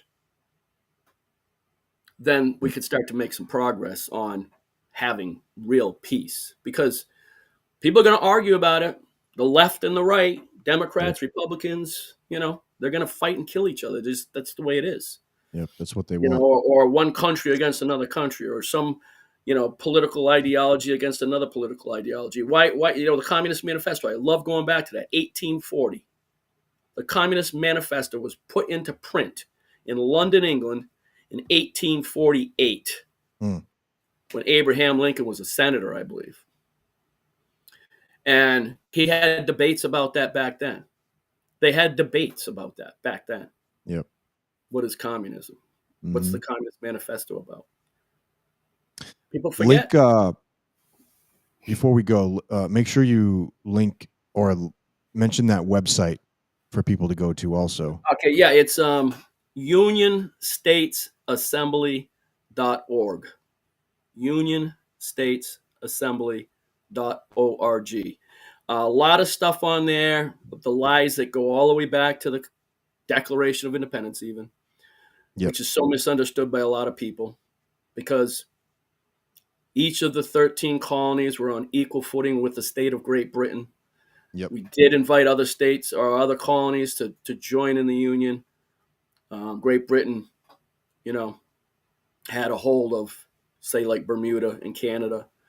But there's no reason why all these, couldn't have been part of it, and still even to this day, could still be part of it. But, we have to, I guess we have to be careful how we speak sometimes now, because just talking about the Articles of Confederation and the Declaration of Independence, or what are you talking about that for? Are you an insurrectionist? No. Right. I love my country, and I want people to understand what did make America great. Rhode Island was the last state to join into that constitutional agreement. And up on top of the State House in Rhode Island, in Providence, Rhode Island, there's a statue there that's called the Independent Man. Mm-hmm.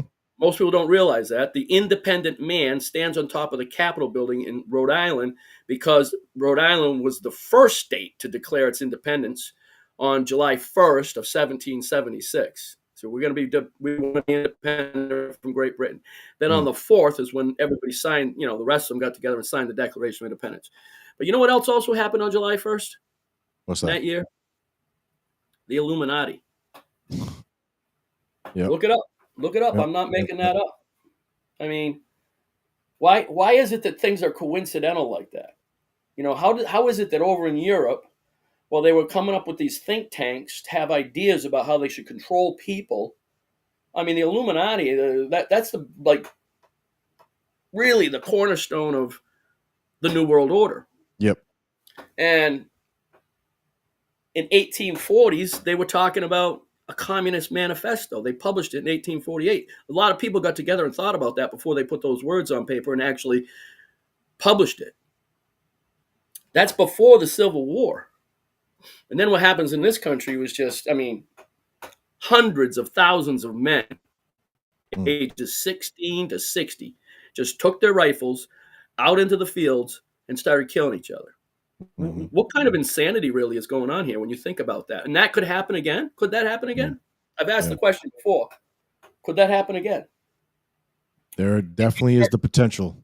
Well, if you start turning the military inward, I mean, these young people are like, oh, I'm going to serve the commander-in-chief. I'm going to do what I'm told. I'm going to take my orders. And if I'm ordered to go into this college campus and kill these people, that's what I'm going to do. Right. Or if I'm going to go over to some ice facility and I see a bunch of people rioting, well, I'm just going to kill them. We'll have peace. Right. Peace through strength. It's insane. It's a wild time to be alive, brother. Yeah, it is. So look, we definitely got to schedule the next time that we do schedule. We'll have you come in here and. Oh, I'd love to come in, man. It's always. No, yeah, I wanted you to come in this time, but like I said, when I was communicating with you, there's just been a lot of stuff going on. I just didn't have everything set up the way I wanted to I don't blame you, man. I get it. Any other last I know. thoughts You didn't want me to come to your son's birthday. I get it. No. Oh no. But by the way, tomorrow, I'll hit you up. I'll message you. You're more than welcome. It's. No, I got stuff to do. Tomorrow's like my own. I can't give too much information, obviously, because we're live. But, no. But yeah. So, any last thoughts? Oh my, We'll say any last thought. We could. Yeah, I know. We'll just save it for part 2, and make sure everyone goes to unionstatesassembly.org. Yeah. All right. I'd and check out appreciate it if people went and so we got some videos on the front page. Yep. it's just to get people to wake up. I mean, we probably need to revisit those videos. Those videos have actually been up there for like 10 years, and it's just hard to get people to even want to wake up, you know? Okay, yeah. So we should have started with that. No, it's all right because Yeah, there's just been so much. All this current events was like pretty heavy duty stuff Yeah. in the past few days. So Absolutely. I wanted to go talk about that. But we'll get to it. So yeah, when you come, when we get you in here, it'll be soon. It'll be really soon. I got a couple podcasts ahead, and then we'll get you right in here. And then we'll go over all that stuff, and we'll focus on the website, and then there's going to be a lot of stuff before then too, I'm sure. Oh man, it just never stops. It's crazy. It never does. Yeah. It's ramping up. But brother, I appreciate you. Love you for coming on. Thank you for coming on. And it's always good to talk to you, man. And we communicate regularly anyway, but it's always good to have this kind of conversation with you. And I appreciate you for coming on, and everybody else that's been tuned in to the True Perspective on Spotify, Apple, iHeartRadio, YouTube, and Rumble. Thank you. Like, share, subscribe. Make sure you subscribe if you're. So, I'm seeing that if when people are viewing, they're viewing, but they're not actually subscribed or liked to any of the social medias or the pages. Make sure you do that. That way, you can see when the lives start popping up, and you can be when the events come up. It'll send you an alert, so on and so forth. I think on YouTube, it's the bell, hit subscribe, and everywhere else, it's on Facebook at The True Perspective, the TRU Perspective on Facebook. Also, Spotify, Apple, iHeartRadio, YouTube, Rumble, TikTok. You can find me as True TRU_Warface. TikTok, you can find me The True Perspective. I think it's like 85 or something like that, because I've had to make several different pages because they always ban me. They've been banning me, so I've been actually a little bit better, not getting any strikes lately. So anyway, Freedom Man, I appreciate you, brother. Thank you for coming on. Love you, brother. Thank you. Love you too, man. Have a good night. You too, brother. And everybody else, I love y'all once again. Make sure you like, share, subscribe on The True Perspective on Spotify, Apple, iHeartRadio, YouTube, and Rumble. Peace out. If you are receiving this transmission, you are the resistance. This is your last chance. After this, there is no turning back. You take the blue pill. The story ends. You wake up in your bed and believe whatever you want to believe. You take the red pill. You stay in Wonderland. And I show you how deep the rabbit hole goes. This is a struggle for the survival. Remember, all I'm offering is the truth, nothing more. And this will be our last chance to say. Trying to free your mind, it is this feeling that has brought you to me. At last. No judge in U.S. history has ever told somebody what they can and can't say. The whole purpose of the First Amendment is to keep the government the hell out of the business of speech. Many of us had to be brought to the brink. A lot of us here have a calling I can only show you the door. to awaken others. You're the one that has to walk through it. Spreading a message. Something's happening, right? The world is changing every day. Civilization is weird. Time is coming. That The train can't be stopped. Momentum is already